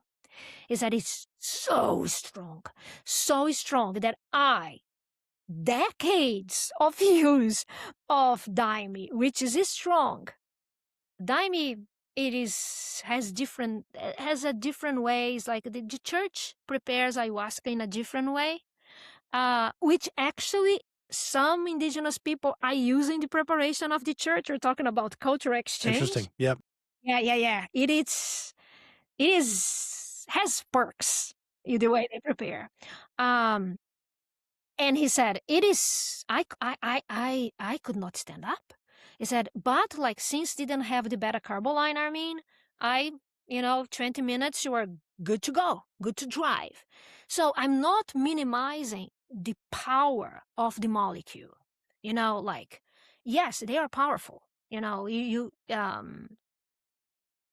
take like DMT pure, or you take like mescaline, as Aldous Huxley took mescaline and wrote a book about it. They are very powerful. But if we're talking about plant medicine, there are lots to be investigated in how indigenous peoples prepare those medicines. It is not molecule discourse. It is way more than that. And I think that's why we have so much to learn, and be humble and try a new epistemology that maybe in a way we can engage them, including the importance of the ritual. Yes, absolutely. I mean, well, the thing is, the ritual is likely to include components, like you said, using this particular bowl, like from a particular tree, that probably, I assume has a ritualistic intention, but Yeah. it's still having the effect of probably doing something. There's some kind of organic compound in that wood or something that's, and you have all of these variables, and you're right. One of my previous guests is a psychedelics lawyer, and we talked about this, about the way that drug policy in the U.S. works. The United States, we will patent or prohibit organic compounds. It's a long, convoluted name. They don't prohibit marijuana. They prohibit Delta-9 tetrahydrocannabinol. So, and that works because science is about materialistic reductivism. Like, we're trying to reduce everything to one variable that you can isolate, and then you can manipulate that with a control group and an experimental group. And that is how science has progressed. And the problem is the mind is not that. And it's one of the reasons why I've wanted to study psychology, and we talked about before, is my frustration of with clinical psychiatry in the United States is thinking that the mind is just, it's just nothing but a bunch of receptors, and you can target this receptor with a serotonin reuptake inhibitor, and you'll get a better mood. And it's just, the mind does not work that way. The brain is far too complex. And it is interesting the way you say this about our approach to plants as well. Like, there's kind of this irreducible complexity to plants and to the mind as well, that we need a new approach to botany and to biology, really, is to account for this complexity. And yeah, and it does also make it difficult vis-a-vis ownership, which I see a lot of people, I think, would say is a good thing. They don't want them to be owned, because if you can own these processes and these medicines, then you can prohibit people from using them, or you can charge money, and there's a lot of problems morally that come with ownership. But then there's also like cultural ownership too. So it is one of these things that's, it's a mixed, it's kind of a mixed bag for me. But yeah, what I'm appreciating here is just the unbelievable complexity. And Yes. you're even mentioning the plants, and you're right. It is amazing. Like, how do they figure out how to combine these two plants? I've heard that they watch the jaguars because the jaguars will take it. Yeah, And but the tigers, they take psychoactive viridiges. they eat They everything. don't open, the banisteriopska. Right. They don't go through this You know. process. You know, I could get beer. Like if you had a jar in the Nile and it was full of barley and it got a little water in it and grew some mold, and then all of a sudden you got beer as an accident. Like I could see that accident happening, and people eventually reverse engineer that. But the complexity that you're describing with something like You know, ayahuasca. and look, you are in the forest. It is way, you barely can define, although indigenous people, they are going to define, like, for example, if you get a plant biologist, you need it to be, like, you only can categorize, like, but just by looking, not with the microscope a plant, if it is blossoming. Indigenous people is any period of the plant growth, and it will give you, they will give you like 3-4 different names. Oh, that people call this plant this, that other people call that plant. So their knowledge. But imagine, I barely can identify a single plant. I don't know, because they grow so intermingled with one another that I cannot say, oh yeah, oh look at this plant. If I don't follow the stem, I cannot identify. That is the thing. But there are lots of, if you're interested, I can talk a little bit about, there is lots of theories, okay? I have actually... I would love to know that. Yes. So for example, one thing that we know, that I love science, by the way. I criticize science and I love science. You know, I do think that science change its approach and takes, you know, because I believe in scientific knowledge. I believe in progression. And science is good because they say, okay, we are completely wrong. Let's move on, you know, and take the another step. So now, for example, we know that we have as complex or more complex neural system in the guts than in our brain. And that's why it's so hard to heal, cure, or even diagnose any problem, any syndrome in our guts. We have this irritable bowel syndrome. That means I don't know what you have. You have something. And we know that, you know, our guts regulate the production of neurotransmitters. Sometimes they are triggered by stress. So that's why when you have like a stressful day, if you have like problems in your digestive system, you can have like a flare up. It is so related. They communicate so much with your brain. And actually, we have more serotonin receptors in our guts than our brain. So actually, there is a theory that ayahuasca affects first your digestive system. That's why the purging. That's why the diarrhea. And that actually is what triggered the neural system. But if you are missing the point, if you are just studying the brain and not the guts. But the guts are very, very complex. So this ignorance is promising. You know, I love ignorance. I love when people say, I have no clue. Because that means that we're a good spot. Because the danger, including like in political environment, is to say, I have all the answers, right? So the doubt is good. So there is this theory that like animals have intelligence, what they have to eat, that we are animals too. We usually kind of split ourselves, the animals, you know, and we are not animals, that we also had this intelligence. And we lost it because we are confused. We have so many offerings. We have so much sugar. We have so much fat. You go to the grocery store, we have so many additives, pesticides, and this and that. We have so much offering that our brain here doesn't work anymore as supposed to be. So, for example, peyote. Peyote is beautiful, right? It's gorgeous, gorgeous, mathematically perfect. It's beautiful. Doesn't have any thorn, nothing. Doesn't have any means for protection. Every plant that doesn't want an animal to eat, gets all kinds of protection, and venens and whatever, poisons and everything, and it's prickly. You don't want to go there. Usually the hallucinogenic plants, they don't have anything to protect them. It's almost there, it's like, say, take me. But they are freaking bitter. And they don't taste good. No, animals, like sometimes the animals don't eat peyote. It's bad. That's how humans started to eat.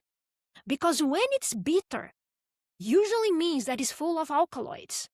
And alkaloids are among the most powerful anti-inflammatory. So the potential actually to fight inflammation, it is huge.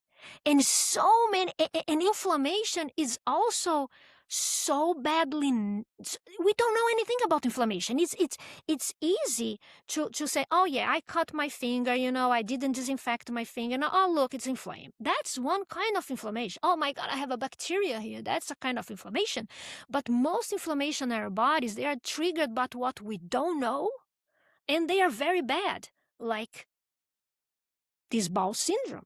I have an autoimmune disorder. It's kind of how I got interested in mental health, because it's been diagnosed as, well, anything else, I've got a little skin stuff going on my face right now because it moves around. IBS is one of the few things I don't have. But it is all gut related. And it basically, when I eat pretty much almost any plant material, my body attacks itself. And so I'm eating mostly meat right now, and it's not where I want to stay for the rest of my life. I like other things, but I also noticed that when I travel outside the United States, like when I go to Mexico, the food doesn't bother me as much. I mean, if I eat churros and ice cream with Nutella, I do still not feel good. But just the regular food that, it's not like sweets, I do better. I think probably some of the mass agriculture, the industrial agriculture here affects me. And so another name that you have to write, that you have to interview. I love this.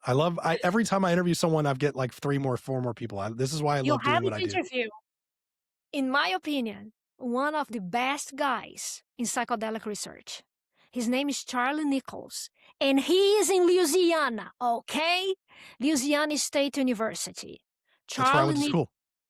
Yeah, oh my God. Yeah. One of the best labs in psychedelic research, in my view. And when I tell you, oh, you should interview these people, in the package is, the person is awesome. Because, I don't want negativity in my life. You can be brilliant as much as you can. If you are a jackass, get out. I don't want right? Yeah, if you're just a jackass, it doesn't matter how smart you are. It really doesn't. Yeah, I mean, yeah. It doesn't matter. I don't care your credentials, yeah, right? Yeah. And Charles Nichols, he is the son of David Nichols. That was one of the chemists, pioneers in the first wave of psychedelic research. He was in Purdue University, and he was the responsible for, back then in the 60s and 70s, producing almost of the semi-synthesized or synthesized substance that people use in research. Charles Nichols went to a completely different way. His father didn't want him to work with psychedelics, but he worked with psychedelics. Mm-hmm. But he works with inflammation. And his results are being amazing. And in my opinion, it is the hope for autoimmune diseases.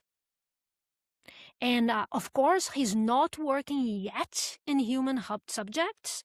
So you have this problem with psychedelics sometimes when you are using like rodent model. But we are mammals, so we share a big chunk of DNA. Immune system, right? Yeah. Yeah. So it is, and his research is fascinating. And what is fascinating, he's researching especially psilocybin. And so the dose is so small that doesn't cause any high. But it's being really, really good for this kind of inflammation that we still don't know the cause. Of course, there are causes or many multiple causes. We don't know. We don't know. And it's being absolutely good because psychoactives, they are so rich in and the psychoactive that he's going to describe to you, he's going to talk about so many different chemical components on psilocybin, that, triggers different neurotransmitters and responses in your bodies. His research is fascinating. Fascinating. So again, I teach at Duke University, one of the best medical schools in the country. Very good. Very good. We don't have plant. This is a moment of silence that I like to have a moment of silence to sink in. For me to have a medical school, it should be required to have research with plants. Not only psychoactive plants, but plants. This is such an ancient knowledge that I think we are going back to this plant. I think psychoactive substances are doing something incredibly good, is to make us to pay attention in plants again. My goodness, penicillin, saved. Some people say that the World War II was won not by bombs, but by the ones who had more antibiotic. And that is a common fungus. Yep. So much we can learn for these plants to have a better quality of life. That is, I think it is under study. I think we need to change. And I think psychedelics, if you ask me honestly, the most important thing about this new wave of psychedelic research, in my opinion, it is to open up, literally, open up our minds to the natural world. I think they are so connected with the protection of the planet. Not only in realizing that we're part of something that is bigger than us, that we're connected to all things, the so-called ego dissolution, but also to make us to understand that our world is so rich. So many different cultures have so much to teach, and these plants are so amazing that we have to change our entire way of life. We have to sacrifice lots of stuff and start to pay attention to the simple things that this planet offers us. Because we were born here. We evolved here. Things that can heal us are here. Not that we're looking for immortality. No, not at all. But at least a happier life and a healthier life. Religions that use psychedelics, they don't require faith. I love that. Faith is blind. Faith is someone has to tell you, that is how it is. The world was created in 6 days, and the 7th day, God rested. And you have to believe that, right? You have to have faith in something.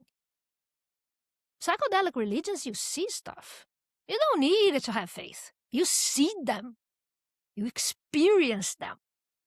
And one of the biggest things I think about psychedelic plants, it is the ability they have to make you to understand that, in fact, you are a member of this planet. You need sun, you need water, you need wind, you need relationships with other human beings. It is, a bird is not less important than you are. Look, an insect, you have to protect them as well. Let's pay attention to plants. I think it's this kind of thing. And in a practical way, because so many good scholars and scientists now are researching psychedelics. And although we still have the molecule discourse, they are open up on a possibility for plants. And I tell something to people. Most of the invitations that I have to talk, like in institutions, it's not in religious studies. Can you imagine that? It's medical school. Really? Yeah, That's encouraging, at least. Yeah, exactly. that's encouraging. There does Exactly. seem to be a lot of interest in the last 10 years So that there is is like, it's not that science is blind, but there are still so many, it's so hard to approve a trial with psychoactive substances. And the FDA says so many requirements that in order to approve, you still have to have this highly controlled environment with high controlled dose experiments in order to be fully reproducible, the experiment. So it's not that science doesn't want to do, for example, instead of an individual trial, a communal trial, as you have in religions that use psychoactive substance. When you go like to a retreat, we're gonna, although it's an individual journey, you are sharing with a community. You are doing together. This changes as well. It's not that they don't want to, but it's so hard to approve a protocol that escapes a little bit the normative protocol. well, And this, yeah, sorry. there's this. So this is something I'm really. One of the notes I was making was there's someone else I need to talk to about this that knows about the FDA's rejection of the MDMA trial. And the problem is, we started off by challenging an assumption about syncretism, which is that there's a right way to do religion.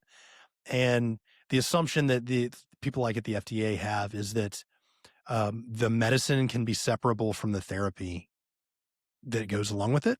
Like psychedelic therapy, it's an experience. It's experiential therapy, basically. No different than doing like internal family systems or EMDR or something like that. Like there's an experience of doing it. And when you see a figure of a mother deity, like, which is, you can't control for that, but if you see it, the meaning that you make from that has a lot to do with the therapeutic effect of it. And this, there's this famous term set and setting that you're in, and that does matter. I mean, like if you're in a setting where you're in the jungle, you're probably going to have a more of an earthbound experience, I think, than if you were at some music EDM concert or something, which I would not advocate doing that at all. And it's almost kind of like you were saying, like we need a new epistemology for plants. We also need a new epistemology for the mind and for healing, because at a certain level, like if it works, we still want to know why it works, because the mind we have this placebo effect and we can trick ourselves. But then again, if we're still better, do we really care if it's the placebo effect? I mean, there's some ethical questions that need to be addressed here. And also there's this, like, just the idea that we could isolate psilocybin or the alkaloid ibogaine as opposed to iboga and do it in a clinic. And that's going to give you the same results every time because it's the same drug, is just fallacious, because for one thing, you're taking what works out of it, the context that may be important, like that wooden bowl, that where you are and what you're doing and all the entourage of things that you're encountering has a lot to do with the therapy. But then there's also, like, people have their own, like, they're basically, you're inducing a religious experience. You can't control for the cultural influences that person's been exposed to. You can't control, if they're a Muslim, they're going to probably see different symbols than if they're an atheist, or if they're a hippie from San Francisco, or, they might see Bhagavad Gita and think it's a person, named BG. And so If you slept badly, if you slept badly, right? Like, I mean, depending on what you've been eating, more coffee than you should, right. everything There's is no that. way to account for all of that. And that's kind of an inherent part of the medicine, of the healing. And that's, I think, my concern is that this is what happened with marijuana, is that, we Schedule I all these drugs back in the 60s to marginalize the anti-war movement. And eventually people caught on that they weren't super dangerous. And so people just rushed to adopt them. And it was just completely bypassed science. Like, science is slow necessarily and couldn't catch up. And I think that we're in a situation now where we're going to see that again with psychedelics, where people are just going to rush out to take them, and they're going to take them wherever they're able to get access to them, because the cat's kind of out of the bag now. And it's unfortunate that that's happened, because there are legitimate discoveries to be made, and there are also safety protocols that need to be understood. And all the scientific research is going to divorce these medicines from the traditions that they're used to, that they're associated with, which is kind of like, I'm saying, maybe not something that should be separated. There is this, they want a double-blind placebo-controlled trial. That's the gold standard in science. But Which is very questionable when you're using psilocybin. Well, you can't blind psilocybin. Like you can't blind both parties. It's unmistakable which group. Even if you're a naive subject, right, believe me, you just know, right? You give someone niacin, they're going to know they're on niacin. So there is something else that's called naturalized studies. That is what I've learned a lot about with psychiatric drugs, and a lot of what we think we know about how psychiatric drugs work, we don't really know. You'll take some 6-week long studies of a single drug, and then you'll say, okay, you can use that for years in combination with these other drugs. And it just doesn't really work that way. Naturalized studies are where you just simply observe people, and you look at the people that take the drug, and you compare the people that choose not to take the drug, and you follow them for years, and you just see who gets better outcomes. And there's lots of variables or whatever, but it's like what the real world will reveal to you about how these drugs work. And I think that style, that approach to research, even though it's less epistemologically perfect, is actually more revealing if, you have to get the person to take the drug. Like if the person agreeing to take the drug is a factor, which in psychiatry it is, it just doesn't really pay to have something that's very confabulated in a lab. And I think like what you're describing, we have these practices, these people have these religious practices in these churches. Like we could just simply study those people, look at the different religious practices that are different and see how the outcomes are different. And you can kind of deduce some of the relevant variables. But I have concern for like what you're saying. It's kind of the thing for me really is biopiracy. That's a new term I've never heard before that I'm going to take away from this, is just like a concern of like the theft of the genetics of the plant, or also the overconsumption of it. Yeah. And you're like, it is so complex. Like we have, you're talking about like you are interested in psychology. I am a deep believer in therapy. Okay. I did therapy for like 12 years. Tells a lot about me. But I believe in therapy. And I do believe I do believe that psychedelics can have a huge impact in therapy. For some reason, there are like a magical number that is being determined. Like, you have like 2 or 3 sessions of preparation, then you have like the session, and then you have like 3 more sessions of integration, right? I don't know if it's enough. I don't know. Right. Yep. Why? I think there's so much to unpack, and I don't even believe in the magical pill of one single session. Although some people say, oh, one single session, yeah, for some people, but we're not talking about for some people. Because as you were saying, one of I think the anxieties of the FDA, because, okay, you take a Tylenol. You know what Tylenol does, right? You take even with let's say these SSRI drugs, you take a Lexapro, affects your brain. But usually if you don't have resistance to Lexapro, or if you don't have lots of side effects of Lexapro, or you accept the side effects of Lexapro, because there is a lot of effects, including affect your libido and everything. But if the way Lexapro acts and how you feel is kind of interstandardized. You cannot control psychedelics, as you're saying. You cannot. There are lots of people in science, sometimes they say, oh, the experience is not necessary, it's just a chemical compound. You have so many branches in this kind of people in psychedelic science. But psychedelics, you cannot control. In the same way that you cannot control some studies say that if you have a positive experience, it's better for in sometimes in PTSD case. If you have a traumatic experience, a horrible trip, it can actually make things worse. Some studies suggest. Some people would say, oh, maybe, indigenous people and people in religion would say, oh, no. If you saw that, you have to see that. There are different ways of understanding the experience. But also, there is the chance, and I had this experience many times, that just the experience that you have, it's, what do I do with this? To put all your eggs in one single basket in one single experience is a lot. Sometimes you have experiences that are absolutely profound, but sometimes it's like, okay, fine. Right. And what if that's the one? Like, what if that's your one that you get in this therapy? And it's kind of like, Exactly, oh, exactly.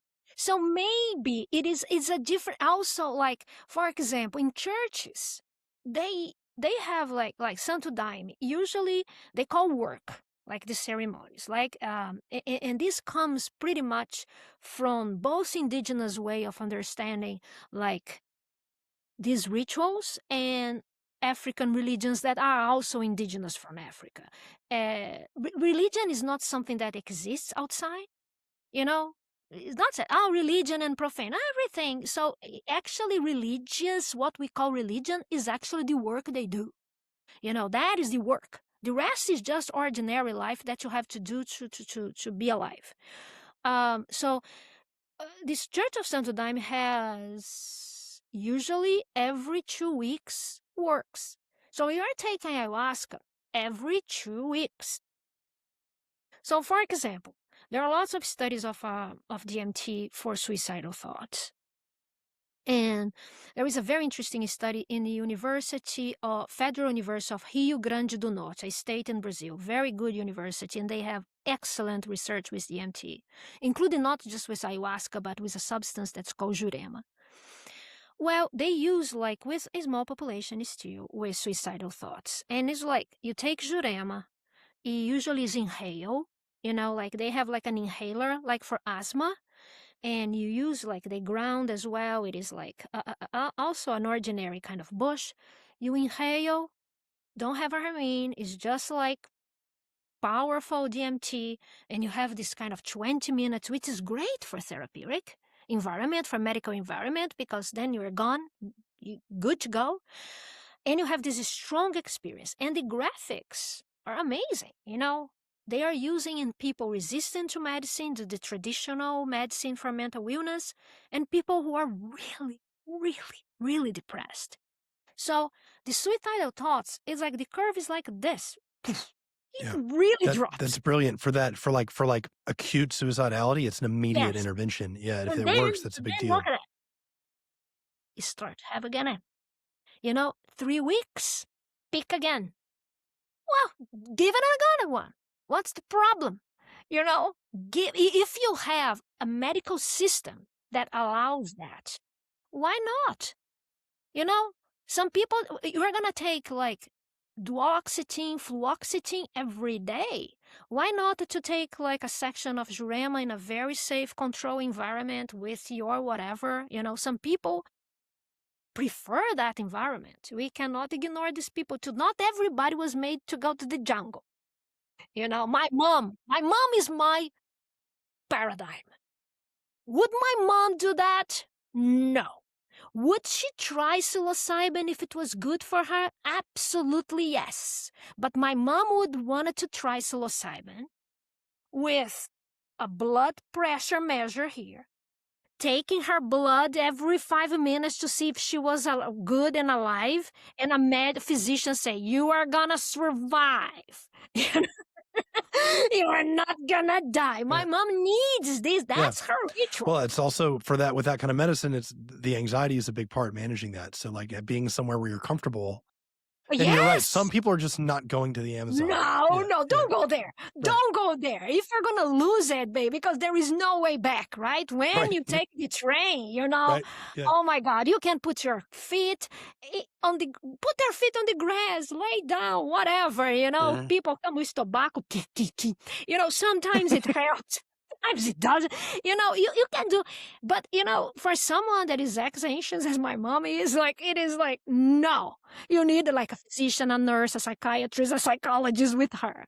But these substances are kind of hard, and maybe we need more conversation and more doses. I don't know. The Church of Santo Daime is a completely different protocol. You take constantly. I don't know if it's healing depression or it's very successful in alcohol abuse. Santo Daime. Yeah, and crack cocaine, which is common in Brazil. In Brazil, we don't have like methamphetamine, we don't have heroin. Our problem like the biggest problem in drugs is crack cocaine and alcohol. It's very good, very, very good, very, very good. You know, you create almost like ugh, with alcohol. Ugh, Yeah, get disgusted by it. Yeah, yeah. ugh. I, I, You I, know, I'm a recovered alcoholic. I haven't had alcohol, and congratulations, thank you very much. congratulations. And honestly, it's not that hard because when I look at it, I'm like, ugh, like Yeah, when you I, know, so I, it's I see just people. I mean, really, it's because it also used to make me sick to my stomach a lot.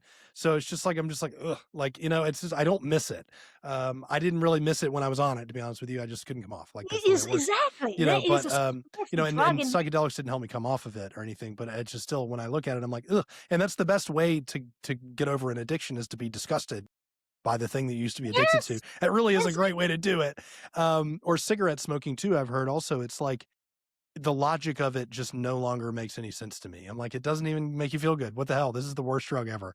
Like it's just like it only makes you addicted and poor, and yeah. So I could see how that and Santo Daime, you said they're using it constantly. Like how often? Like every 2 weeks? every You said 2 weeks. and that's just Sometimes, like for example, okay, like if you go to the older generation, because it's an older church, you would be surprised. People sometimes, when I show my students like videos and everything, they think that they're gonna see a bunch of people. Yeah, like no, no, no, no, no, no. 2 weeks, very strict, and many elderly people. Okay, and they are the anchor, and they are the one who, when you are like, oh my god, I'm losing, you look at the first row, first line, and you see those people 80, 85, 90, 100 years old holding up. You say, I am such a lame person, let me hold my shit. It is the part of the dynamic. And like the older generation, especially the women, they microdose all the time. Like I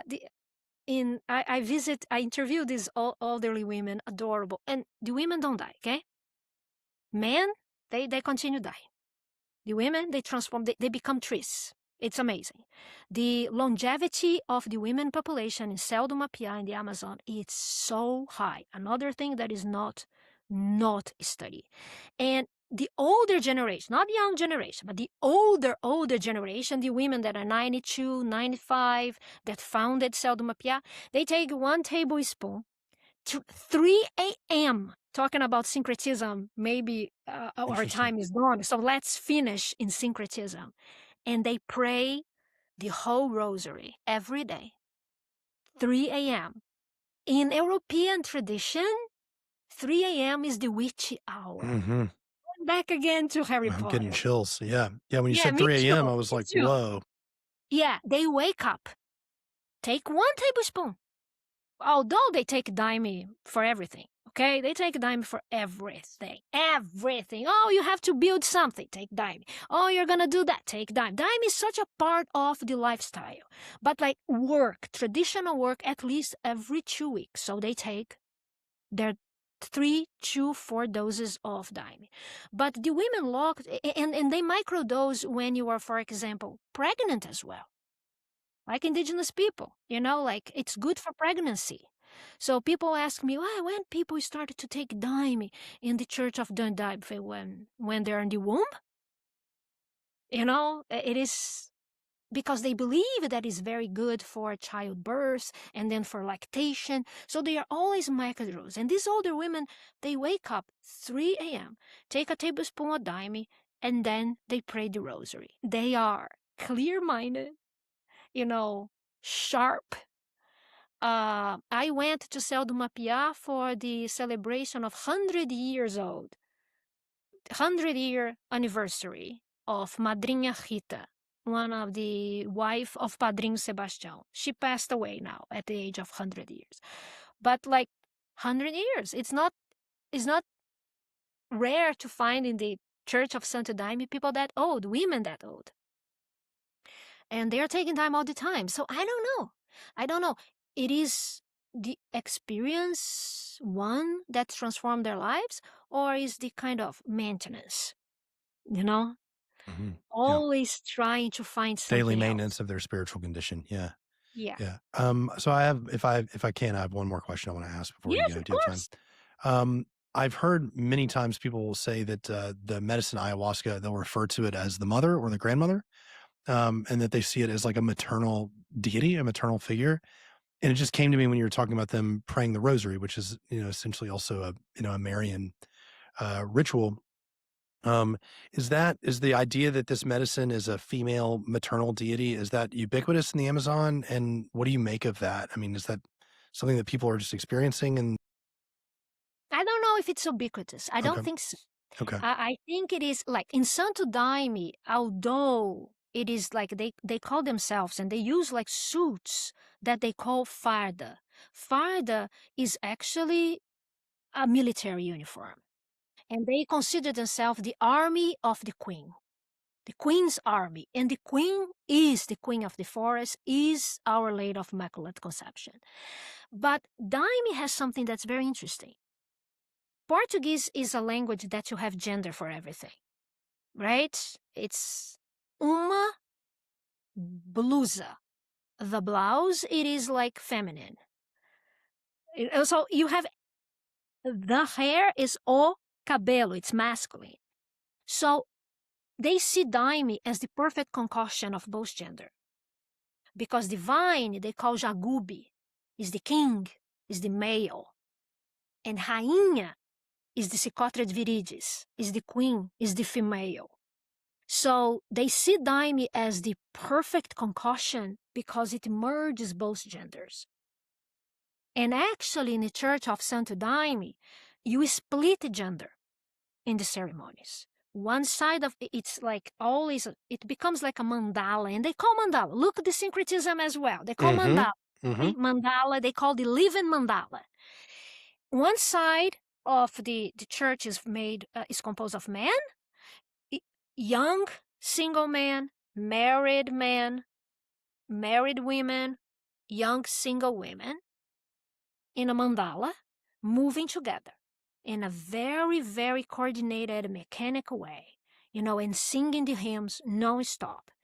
They believe that you cannot change this balance of gender. Of course, historically, when I go back to the Amazon, Mestre Irineu, a land without law, was actually a way of keeping the morality, in place and safety for women to keep men and women separate. And you cannot cross. If I go to the bathroom, I cannot walk in the males section. I have to go through the women's section. Okay, like it's very separate, split. You don't cross the other gender. So I understand there was like cultural reasons for that, to protect women. Everybody's under the effect of a very powerful influence drug and, could have like, I don't know, sexual assault, sexual harassment. And then but now the belief is two different forces. And you have to keep the balance of the masculine and the feminine because ayahuasca is the feminine and the masculine. This, I think it is like more, so sometimes people describe a voice that's female. Sometimes people describe a voice that is male. I think in contemporary use ayahuasca, it's way more prominent to understand ayahuasca as a mother. As I said, even the Daime, it is Our Lady of Immaculate Conception that are devout, is the mother. It is because like ayahuasca sometimes can have this admonishing voice. Right? Admonishing, yeah, Yes. like a harsh grandmother voice, yeah. Yeah, yay, what you're doing that, and also at the same time, hey, come here. I'm saying that because I love you, right? It is a very female voice. But in indigenous traditional use, I don't think that we have information about that. Like We if just it don't is like, know. yeah, we don't know. As I said, we don't know. It could be in some people, but I don't know. There are some kind of narratives that ayahuasca was also used for warfare. You know, peyote was used for warfare, and it makes sense because you take ayahuasca, you can stay 14 hours without drinking and eating, and your senses are heightened. So it's perfect for warfare. If you're talking about in a moment that lots of nations were like, fighting each other, oh my God, take this substance here. I'm gonna see better, and I don't need water and food. And you And can I'm gonna, you can accept death too. yeah, exactly. Like That's I'm gonna add this element. Yeah. You can exactly. You are Yeah. you are fearless. Exactly. Yeah. Death doesn't matter. Right. It's just Not you're at just all. crossing over into something different, and I could see that being a kind of kind of idea that you would want to have. Yeah. But yes, in the Santo Daime, the female voice, it's very important. Al- Although they believe in this Interesting, the gender. union of the two plants as a masculine and feminine. Yeah. That's beautiful. Yeah. I think that's a wonderful thing for us to conclude this conversation on, although I don't want to conclude it now. I've had the best time talking with you. Oh, thank We'll you just so have to much. do this again, I hope. Yes. I've really, really enjoyed it. Is this the first podcast you've done? No, Okay, but good. You're a pro. actually, that is the first podcast about my research.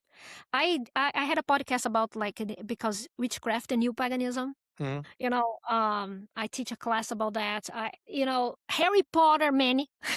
I bet. See, the thing is, I tell people, I'm like, the thing I'm really excited about is the syncretism in the Santo Daime Church and We psychedelics. And I'm can, we like, can have a podcast only about Harry Potter. we could just do that. Well, maybe we'll have to do that if that's what the people want. People, you can leave comments if you're still watching at this point on my YouTube. Leave comments if you want to see more about Harry Potter. We might have Larissa. Yes, exactly. Yeah. Well, thank you so much for joining us. Thank you for sharing your wisdom with everybody, and It's I've really enjoyed it. Yeah, thank you so much.